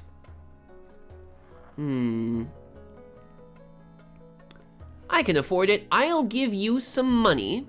Rev, you don't have any money, do you? You're clearly having a hard time. I'll let you off. I can afford it. I can definitely afford this. Boom. Marvelous. I'm relieved you saw sense, Your Serene Highness. Option 3 looks so great. But think of me cows, Your Honors. Think of me cows! Over the next few months, Lord Rev becomes rich once again by jacking up his taxes. The other patricians follow his example gleefully. Well, bollocks. Soon enough, the farms of the coast are destitute. The cattle are starving, and so are the peasants. Only the patricians are fat and wealthy. Well, the patricians have no more farming whatsoever. Let's see if this will turn something down. Down with the 1%. Sunlit, I am with you there 100%. Eat the rich. See, your esteemed highness, merchants are visiting the coast from as far afield as Valamir and Atesh. Our quarterly figures are stunning. Quarterly what? Ugh, merchants. Money, lots and lots of money. Your highness, this coastal economist has an audacious idea for all this wealth. Boo-hoo, some peasants are starving to death. Good thing I'm as healthy as a bull. I am eating the peasants. Call it an experiment. We give the peasants gold whether or not they're working. This will ensure a base level of comfort and security for all. We're talking about a universal basic income. I fully support this. By all that glitters, what are you saying? That we should hand out cash for nothing? With respect, how is that different from patricians receiving fees from their serfs? It's completely different. Your Serene Highness, this lunacy can't possibly be considered.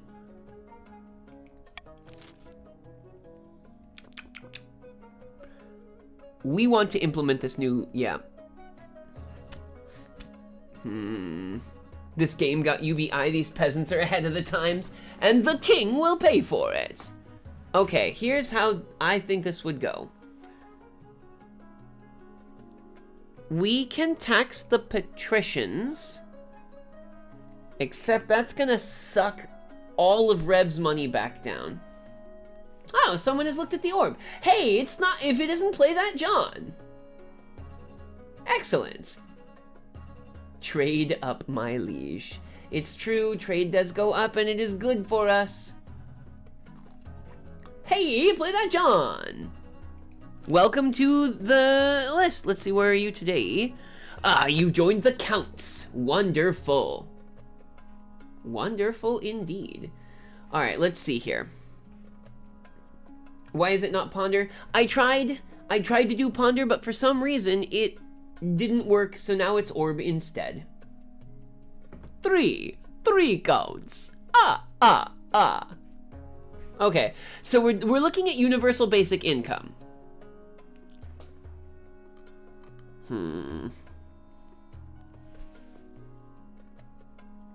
We are going to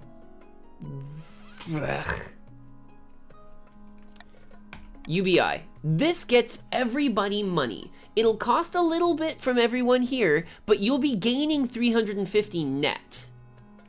That's what we should do. That's definitely what's going down. Everybody vote for universal basic income because it's such a good idea. UBI, UBI, UBI. UBI, UBI.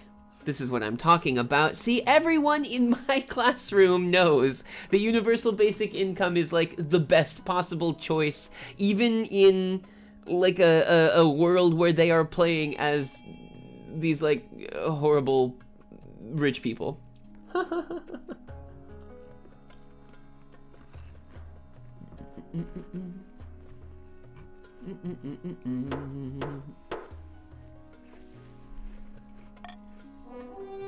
Excellent.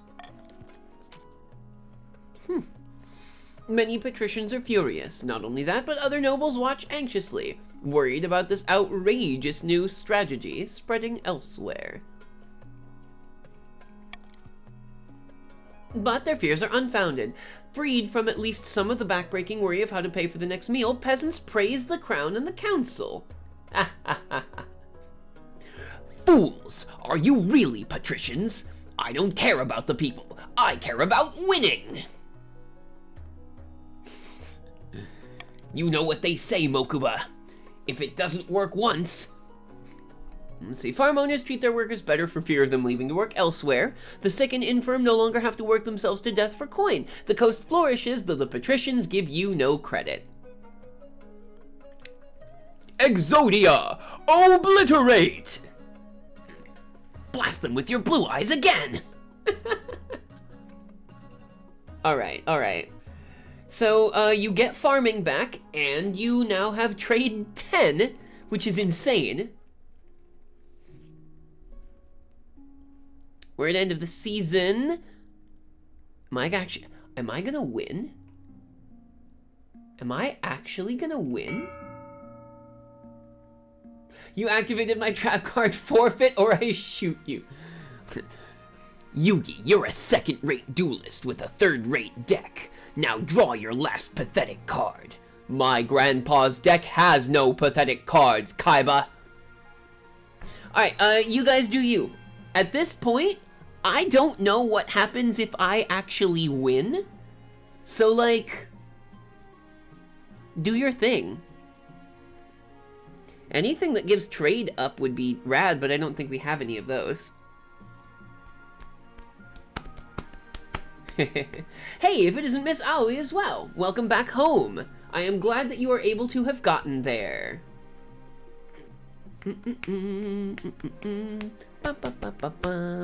See, what do we got right now? We're only funding B. Oh, no, we've got B and C. Okay. So we've got farming up and farming down for a net 0. Amazing. Is anything else going to get funded now? I talked a lot. Hey, speaking a lot of Japanese in this evening is very good. Ooh, ooh. Now there's no way that anything other than B and C will get... Rev's over here like, no, John, don't do it.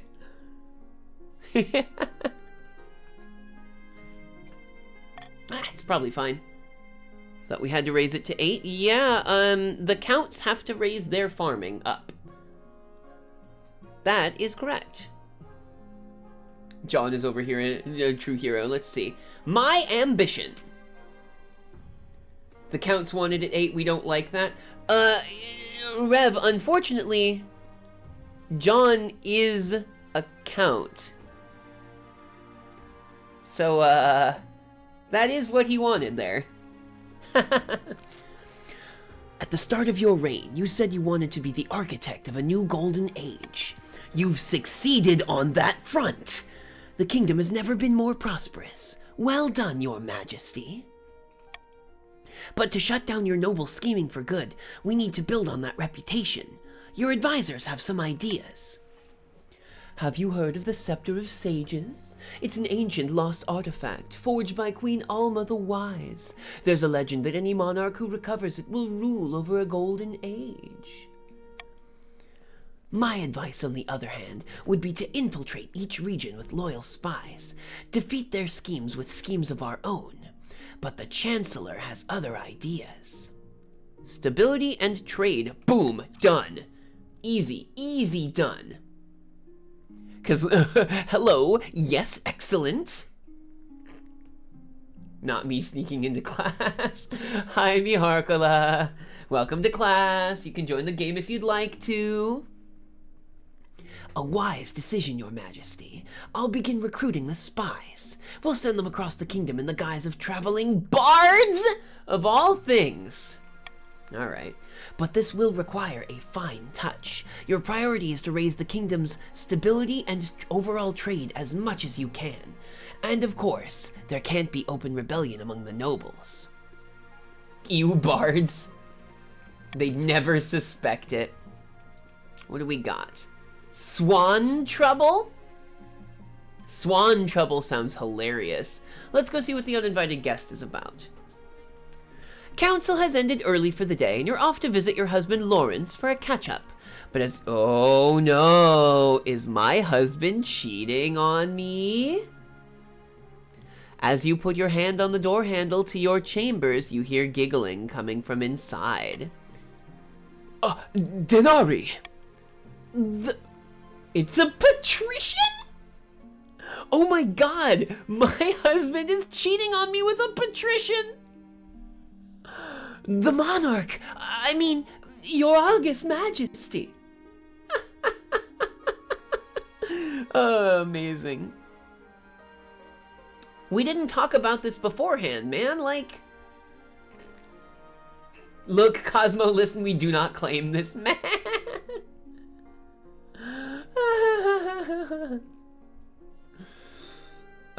Gosh. He does have a cool mask, but he also doesn't have any hair. What was all the giggling about? What's so funny? That's when you recognize the second person in the room, Marcel, a Lord Patrician of the Coast. He's renowned for being a heartbreaker, and you've crossed paths many times around the palace. I can see you two have a few things to talk about. He slips out of the room, leaving you and Lawrence to stare each other down. You could have at least waited a few years. Fantasy Tay Diggs! Oh, gosh. I'm not mad, just disappointed, or somehow I'm not surprised. Am I just, like, not your type, I guess? Fair to your husband because he's on my list. Scolding video.mp4. Bah! I wasn't expecting to get caught so quickly. Doesn't matter, though.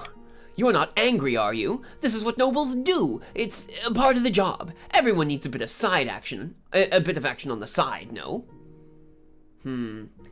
What happened to him? What happened to his heart and the ideals he once pursued? So here's the question, everybody. Is Monarch Denari okay with his husband sleeping around? Lawrence, hey no. Lawrence is deplorable. We're gonna do this. I will run a poll. Lawrence, good or bad? Good. Bad. There we go. We'll let this run for 1 minute. You guys tell me what you think about Lawrence, because there was not any prior conversation about the sharing of a bedchamber here. If there were previous conversation, then it would have been fine because you could negotiate it and everything. But on the other hand, like, I don't know, we got married and he has not been to my bedchambers very often. He has instead been running around with a patrician. Which I bet is a spy, to be honest. Especially with Marcel the Heartbreaker, that's what I'm talking about, right? I think Lawrence is not doing very good. Oh wow, the votes are going crazy over here. And if it isn't Annie Mae, hello Annie Mae. Now all of our places are equal in people. That's great. Wow, Rev is over here like, no, deplorable, hate this guy. Lots of votes compared to how many viewers? Yeah, because I let it so that you could vote with your channel points, and Rev seems to have done very good. Rev is a serial monogamist, it's canon. Man, that's crazy, look at what a little voting sabotage can do. Okay, well, the council has spoken. You need to stop. Sorry, but I can't do that. I'm having a great time with Marcel. Not about to give that up now. He's something else. He's a darn good shot with a bow. That's how I met him when I went on that hunt while we visited the coast a few months ago. Kill Marcel then? The council, Rev. You won't get away with this. Ha! Save me the threats, your majesty. Even you wouldn't string up your husband for a bit of harmless hanky-panky. Anyways, I'll get out of your way. See you at dinner. Lawrence is digging his own grave, you are sure. Call in the decapitator. He strides out of the room, still naked from the waist up. Excellent. The crossplaner cleric. So, who do we want revenge on? Do we want it on Marcel? Or do we want it on Lawrence? Hate it when he leaves, but... Okay, we're doing another poll. Here we go. We're going to... Who to behead? Marcel or Lawrence? And let's go. We got 1 minute for the vote. Sorry, Emmy, but your son is making us look bad. It would hurt the patricians, though, if we do Marcel. I mean, it would hurt quite a lot of things. Welcome, Miharkula! You are over in the patricians. See, I would do both if I were able to do so. Let's see what the votes are looking like right now.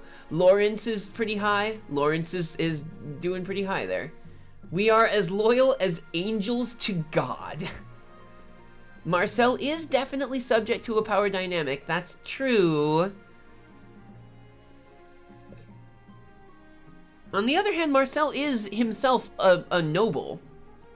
So it's not really that big of a jump. Still, though, it does look like Lawrence is on top for the chops. Wow, you guys are doing so hard. Like, currently we're at 23 votes for 26. Wow, 30 votes for Lawrence and 27 for Marcel. And this time it was Bree. 1,050. Wowzers. All right, well. Lawrence will pay for this. The wheels in your mind turn as you imagine all the devilish suffering you'll inflict upon your fair weather husband. Hi, I have 30k channel points. But you're shaken from your thoughts as a servant in the corridor gasps loudly as Lawrence walks past him. God only knows where Lawrence learned to be so careless. Look at what voting sabotage can do. It's like when Dictator makes it so there's more votes than there is citizens in his countries. Well, Lawrence is going down. Let's go see what the March is having trouble with their swans. You're enjoying a quiet game of croquet with your Chancellor when Baron Sunlit V2 marches across your lawn, arm in a sling. Great, what was it now? Great God, look at what your foul beasts have done to me. My foul beasts? My foul beasts? My foul beasts? My foul beasts? I, your highness, don't pretend you don't know what I'm talking about. I was having a lovely stroll in my new deer park when I was ambushed by the feathery white spawn of the seventh god himself. Broke my arm with one blow from its wing. As monarch, you own every swan in the kingdom. You're responsible for this injury. I demand justice. Technically, you do own all the swans in the kingdom, your majesty. That's been a law for at least 100 years. Wow, Cross has got 46k? Yeesh. Wow, everyone's all over here. Impressive. Let's see here. That's been, seems hard to enforce. Yeah, for sure, right? Rev does. Yeah, like, you guys have got a lot of points. Thank you for watching so long, huh? This is one of those situations where if you can get broken by a swan, you probably deserve it. Think they're all saving up for Geas. Yeah, that tracks. But I'm not sure if this means you're responsible for the actions of said swans. Of course it does, you buffoon!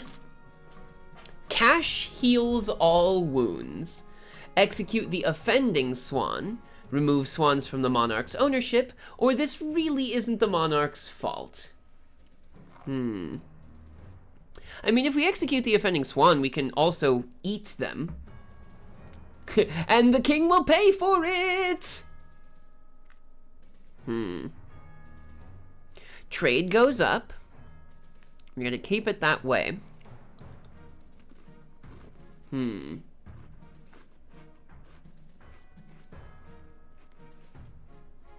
The king has to pay for his crimes. I've done nothing. It was my swan.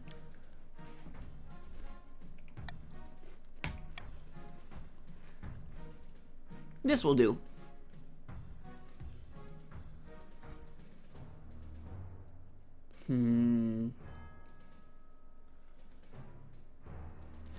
I mean, on the other hand, no.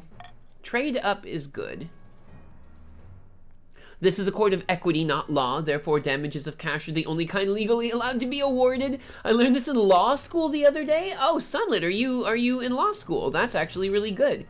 This is a dig at literal England. It's true. Like, that's a whole thing. I think a lot of stuff has been a dig at actual thing. Removing swans also increases trade. I mean, trade is pretty darn good right now. All I need to do is retain trade and stability.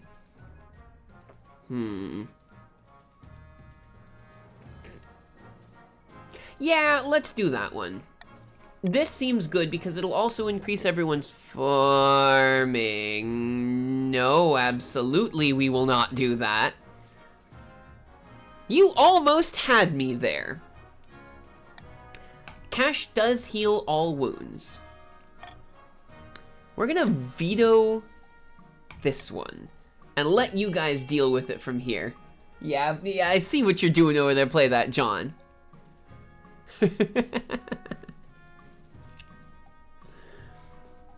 You almost got me. You really almost got me there. Wow, we seem to be pretty split on party lines here. Then you're paying for it. Yeah, I'm willing to do so, I suppose. That seems to be about right, then. I thought it only increased farming for the place it was in. I don't trust it. I don't trust it at all. Alright, well, it looks like the council has spoken.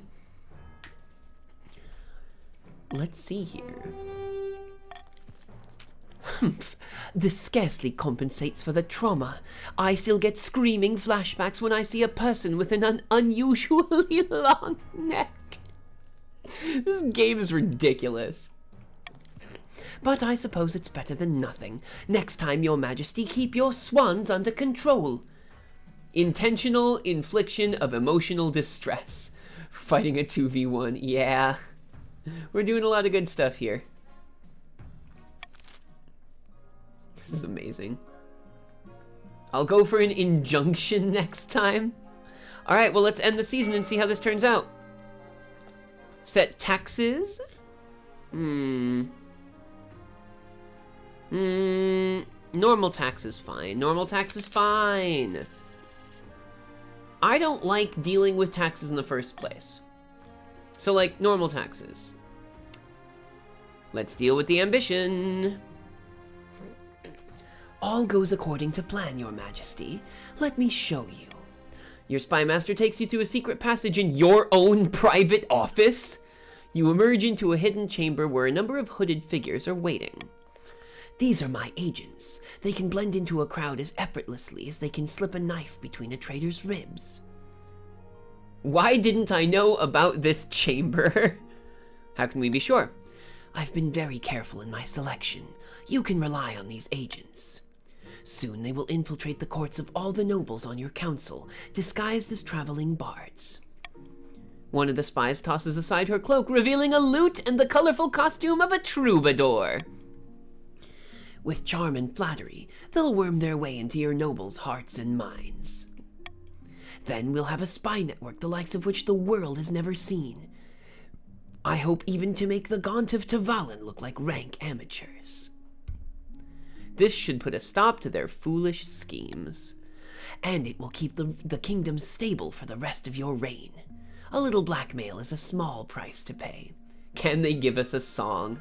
I would have loved to have done it, but want to make sure that yeah. There we go. A week passes before you hear more news. Your spy master arrives in your office with a tiny scroll, small as a cherry stem clutched between two fingertips.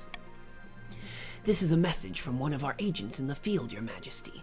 I sent her to Count Play That John's castle, disguised as a bard, with a flute at the ready. One of our agents in the field. Why are they in a field? Open it. Of course. Come on, come on, come on, come on. Yes! There it is! That's the way to do it! Oh, we might actually win, fellows! The spy master studies the scroll for a moment and a smile creeps across her face! That was a spy? I shared council secrets! Play that, John. Did you invite this troubadour into your castle and, like, have dinner with them? Because that is a surefire way to accidentally lose count secrets. Can you use that secret spy room and do spy parties? Dude, if I had a secret spy room in my own office that I didn't know about, and then I suddenly knew about it, you better believe I'm gonna be doing shenanigans in there. She's been welcomed into the Count Play That John's court with open arms, and is already flattering him with fawning songs. He said he knew my favorite lore about the Forgotten Realms! Let's hope our other spies are just as successful. Over the next few weeks, you receive back word from more and more of your agents. Almost all of them have successfully wormed their way into your noble's courts. He doesn't know about the party room, guys. Now we must hope they can maintain their cover. 90%, don't XCOM me here. A few more weeks. What? 90%? 90%? And I failed it? What do you mean we failed it? Your spy master reads it with a face like thunder. Do you want the good news or the bad news? Just give me the bad news. The bad news is we had to dredge one of our spies' bodies out of a canal yesterday. But the good news is that Count Play That John couldn't work out who sent her. So that's something at least. Oh, get over it. You're the monarch. It's part of the business.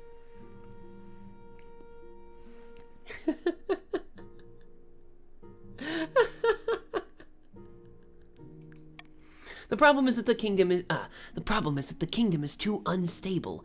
Everyone's on too unstable? It's at 9. What do you want from me? Of course, they're right to be paranoid, but it's no good for us. We need your nobles fat and happy. Can't believe you murdered that troubadour.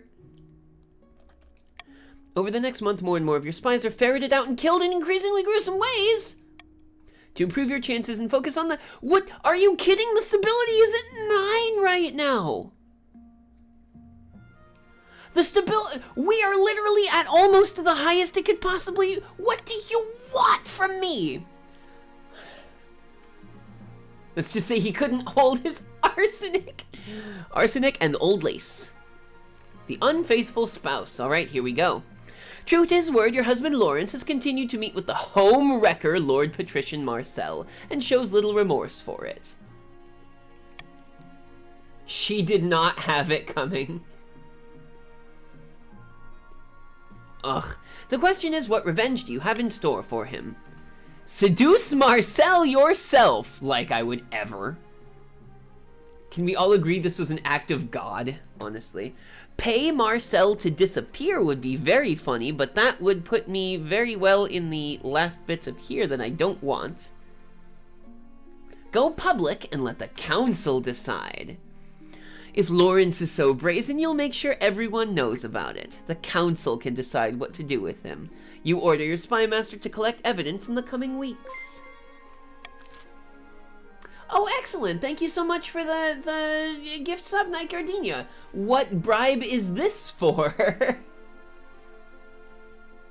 You just paid Lawrence's travel fees. Oh, no. Well, we'll see how this turns out. I am so sorry for that. I'm so angry. Listen, Rev, me too. As usual, Lawrence has spent the day out hunting in the Black-Willed Forest as far from you as possible. But after you've eaten your separate dinners, he barges in with a face like thunder. I'm not putting up with this a second longer. Living with you is a constant annoyance. By the 9th, I won't have it. Monarch Denari, I want a divorce. Well, good. I intend to have the council decide on how you get killed.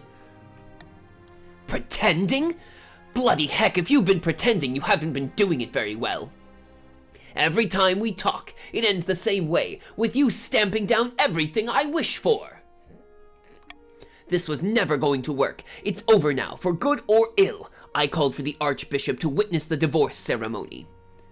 Yes, well, good evening, Your Majesty. I know this is awkward, but I'll ensure it all goes as smoothly as possible. Does the Archbishop ever make things less awkward?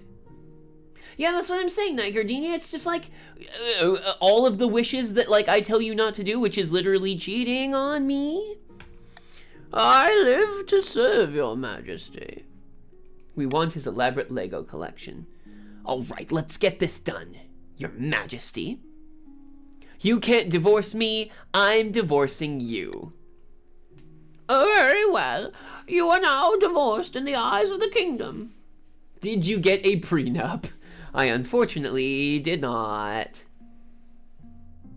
Ooh, this sucks.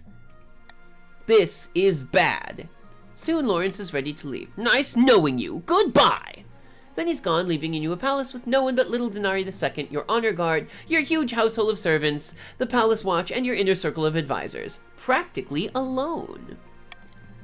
Oh, come on! No, my stability! The kingdom is shaken by the news, yeah. A great God, your highness! You rejected my dear Lawrence! My own blood! This is an outrage! Actually, he divorced me. That's not the point! I and my fellow barons worked hard to put a dowry together for poor Lawrence, tailor his outfit, prepare the feast. Now that the marriage is dissolved, I petition the monarch to refund the cost of the wedding. No. Absolutely not. The apple doesn't fall far from the tree. It truly is all your fault. This is wild. It seems like a trend here. Boo-hoo barons. I think you should pay us. I teach your people not to cheat. That's what I'm saying, right? Here's what we're gonna do. We are going to veto the refund. I absolutely will not do it. Because, no way. Absolutely not. Because that will put me in a pretty bad place. I want that to happen, so yeah, I'll be 50 gold below what is necessary for the barons to win. So we're gonna veto that. Why can't we win just once? Listen, why can't I win once? Why can't I win just once?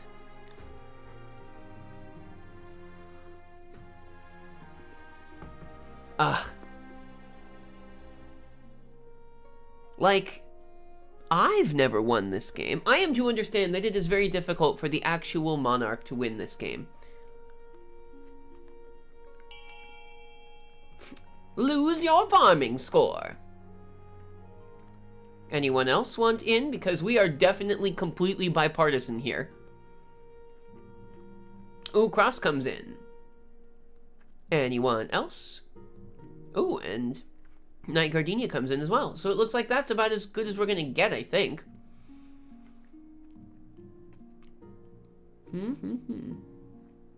I move to table the vote. I mean, yeah. I guess. Probably be good. Alright, well, this is what we got. And the answer is, hand over the farm animals. The lush fields surrounding the capital are bountiful, and the Chancellor soon arranges for the rarest breeds of cattle and sheep to be transported to the march. And it worked! Farming goes way up, defiance goes down. Although Emmy's pride is still hurt, the others accept the gift gratefully. I love antonyms. Meanwhile, Emmy is forced to put up Lawrence in her estate, which turns out to be a great expense. Oh no, Emmy! Well, that's how that goes. We end the season, we try one more time. Tweaking the laws. Monarch's iron choice gains authority. Oh, no. Maybe not. I think the ones that we've got are pretty good. Justice for Emily Shork. I think the laws that we've got are pretty okay right now. Though it might be funny to do the anonymous voting, huh? Because we haven't used swing votes once. Let's do the anonymous voting one. I gave you a bribe and you scammed us. Your bribe came too late. I don't know what to tell you. The Deceased. That sounds interesting. Let's go see what this is all about. The elderly Countess Iolanda, a cousin many times removed of Count Anime Kao, died in her sleep last week. She was nearly 90, would you believe? A better end than most of us get. Indeed, your majesty. She stayed at home in the east most of the time, enjoying herself. But she could have spent more time on her accounts. She died without a will, and the nobles are scrabbling for her estate. Ooh, look at this. Countess Yolanda was my relative. I wrote to her at least once a year. Of course the estate should be mine. And this is Miharkula. My late great-grandfather used to play backgammon with her. He swore she intended to leave it to our family. By the blood of the dead, that's a pitiful claim. Well, I mean, claim the estate for the treasury would be interesting here. Let's go anonymous. And we'll see how this turns out. I will not look at the chat to see who votes for what. You may all choose your votes, however you like them. Ho ho ho. This seems interesting.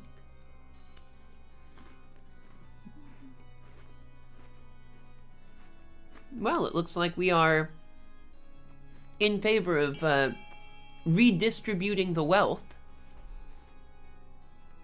which is exactly how I would do it if I were running this kingdom. I'd just be like, yeah, you nobles kind of suck. Let's see how it turns out. There it was. All of the anonymous votes. Eastern and coastal nobles watch an outrage as peasants occupy the estate and move into the manor house. Defiance gone up, that's bad. Using the late Countess Yolanda's money, the peasants set up a marketplace on her land. Turns out to be a huge success, with merchants flocking to the place in crowds. Cosmo, I think by now you should know I don't care about the common man. Yeah, it's true. But look at that, trade goes way up. A pillar of the community. It's Mego again. What voice did I give to Mego earlier? Your Highness, I regret to have to bring this matter to you, but there's no other way. We've been tracking a Marcher criminal who's wanted in conjunction with a number of high-profile incidents back home.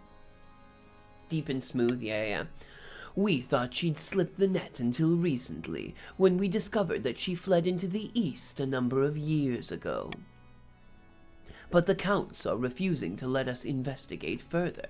Who is it? We don't know her real name, but the peasants call her One-Eyed Sally. She's lied, cheated, and murdered her way halfway across the march. Wait a moment, are you talking about Gold Touch Sally? She's a pillar of the community back in Rudgrad. She arrived a few years ago from the march and used her wealth to invest in local businesses and set up an orphanage. Everyone loves her. Surely you jest. Gold Touch Sally? This woman is a bloodthirsty criminal and must be punished. That's interesting. Huh. Send her back to the march, allow her to stay into the east, or summon her to the capital. Answer to the monarch's justice. Let's do that one so that maybe I can make a decision here at some point. Let's go. Show me what you've got. If you vote for the thing that I say, you get money. This is me bribing you. If you can bribe me, there's no reason I can't bribe you as well.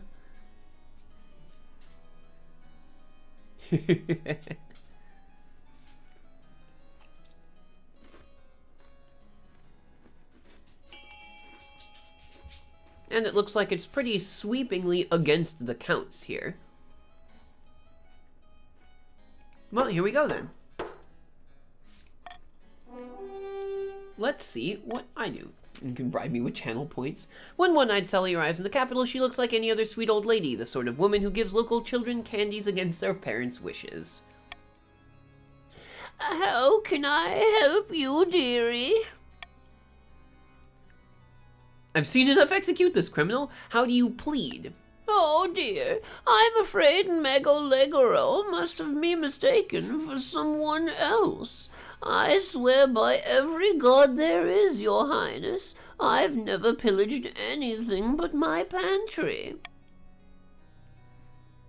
Why do you have the same name as this outlaw? What did you do when you were younger? I worked in the mines, I did. It was long hours, back-breaking work. Taught me humility, it did. You're right, Dubs. She doesn't really look that old, but I don't know if there's like an old person model.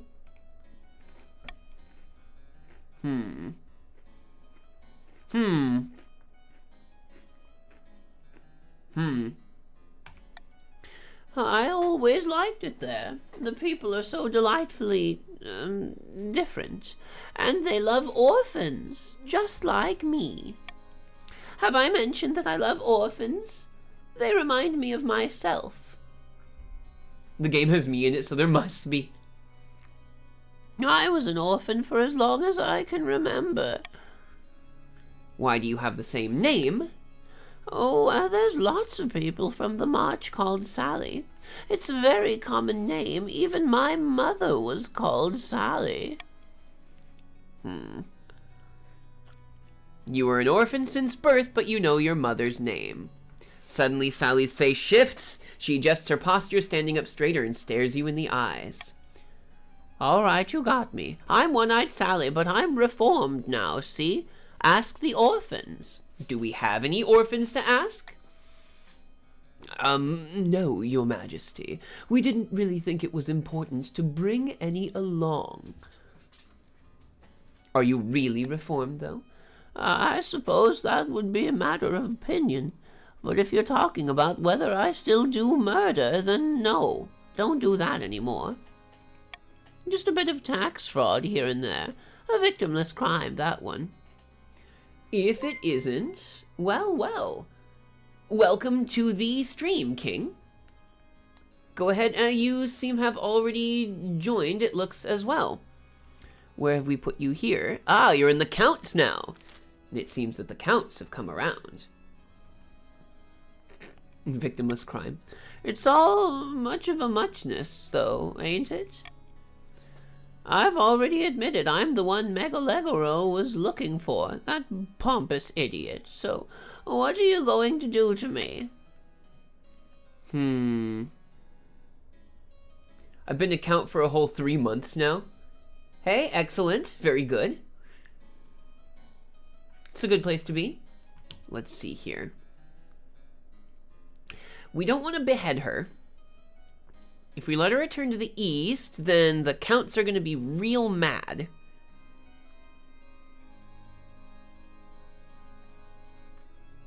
Is that how it is? No. Let her return to the east. I think that's what we will do. March will be mad. Let's do that. Great God, your highness, why? She just admitted to her crimes. Sally reassumes her own lady persona with a smile, then returns to Rudgrad. She continues to care for orphans, water plants, and enjoy her twilight years in relative peace. The monarch's justice can be fickle indeed. Excellent. Now let's go see what this storm is about here. Count King. A terrible storm has struck the east. Lamentably, many houses have been swept away in the floods, and the roads are totally impassable. Oh, wow. You guys really got borked on there.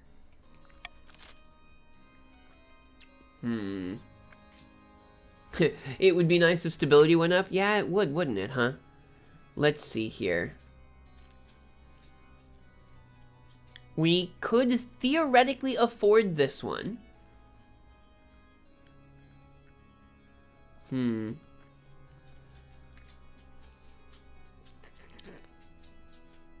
We want the one that gives stability down vetoed.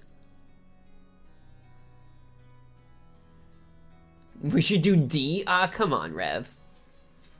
Cross, we don't want to fix their farms. Gardenia, we love to fix their farms. Well, you guys tell me how you want it to go.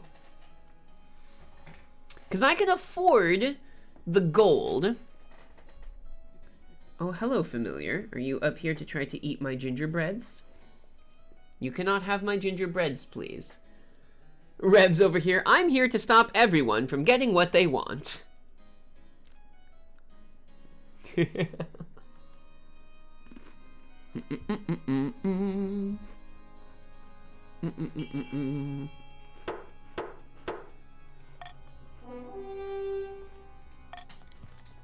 Gold flows from your treasury like water from a burst dam.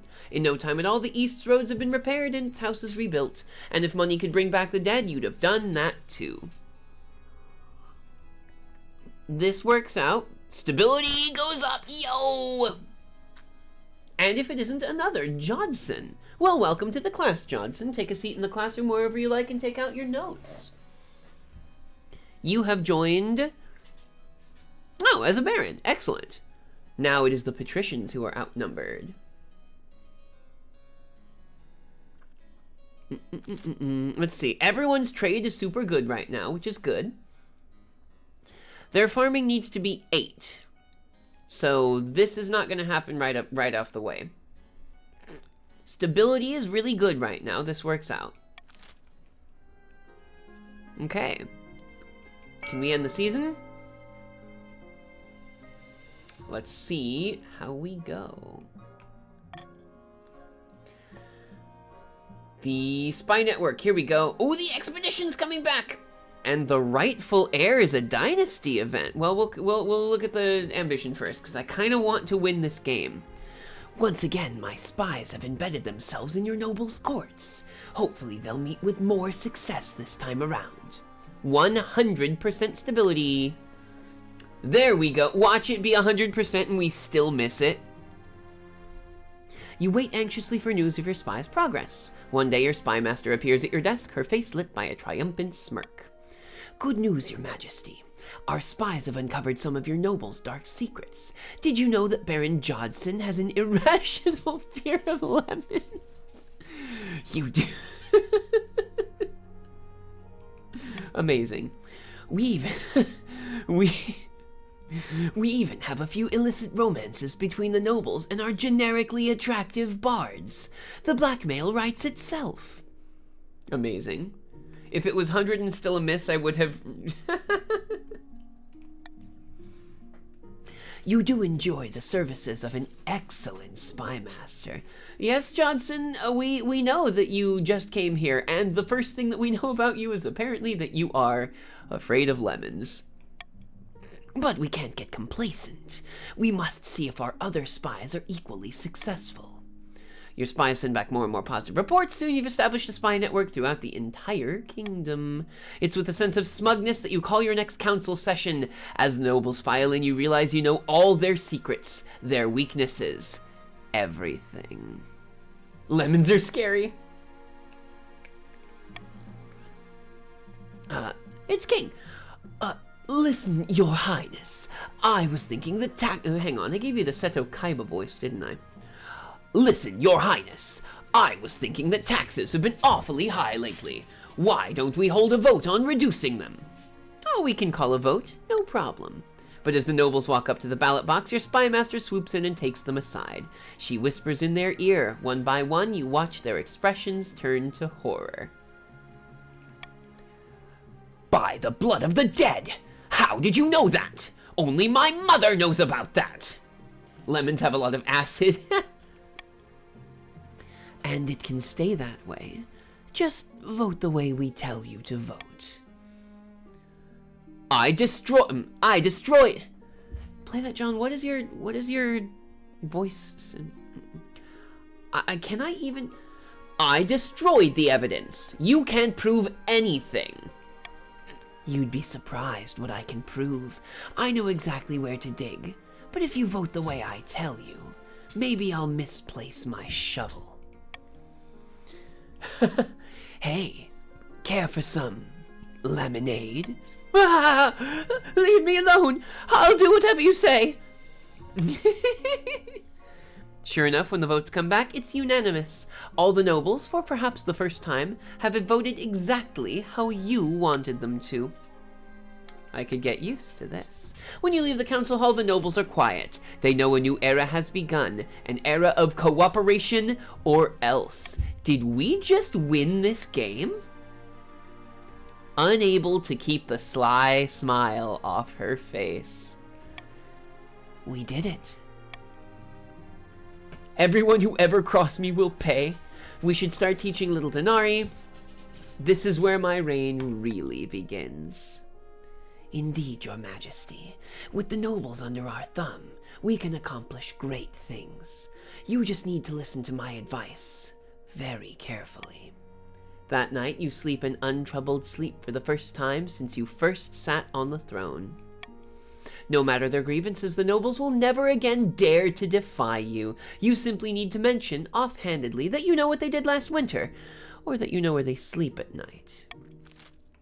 We won! We won! We actually won the game! We won the game! Yeah, familiar, we won the game! Yes, I see that you have jumped up into my lap because I was slapping my leg. We won the game, you guys! Look at that! We beat them! Amazing!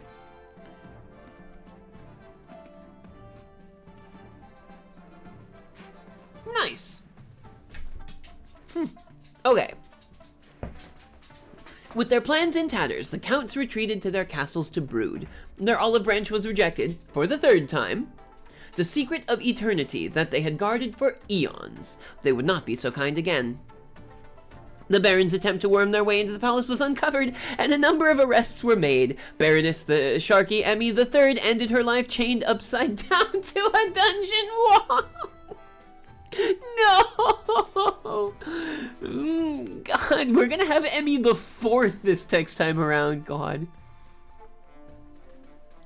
The patricians celebrated their victory, and Denari was venerated as a true hero of the coast. But some whispered that the patricians were losing control of their puppet, as the monarch consolidated their power around their heir apparent Denari II. Monarch Denari ruled from the shadows, getting their way in the council with blackmail and threats. The nobles were terrified, but the peasants considered it a golden age. After 15 years of unquestioned rule, Monarch Denari died peacefully in bed, and the nobles let out a collective sigh of relief. Yo! We did amazing. No spouse, but we do have a successor. For the first time. Look at that. Monarch Denari the Cunning. Nice. As for the nobles, the wealthiest was Cross and the poorest was Rev, both from the same kingdom portion as well, which is, yeah, alright. And as for the kingdom, authority 3 but stability 8. I think this game hates me. Well, what we can do is next time around we might start ourselves a new dynasty. Nice. Well, this turned out exceptionally well, everybody. I'm very pleased. This is the first time that we will have won in 3 games, so my win rate is apparently extremely high. I'm pleased with that. Thank you, everybody, for coming and hanging out with it. Like, this was exceptionally good. I'm very pleased that that's how it turned out. That's better than Green winning again. Yeah, I mean, technically Green wins because I won, but like... yeah, you know, that worked out really well. I'm very pleased. Let's take a look and see who we can move ourselves on over to. Green won because you supported the monarch. You would not have won without us on your side. You are correct, Cross. There is no way I could have done this otherwise. Let's see. M was in here earlier. Let's go say hi to M. We're gonna do /raid M facepalm.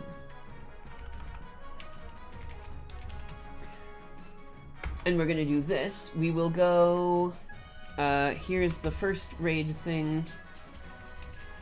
The professor won the game.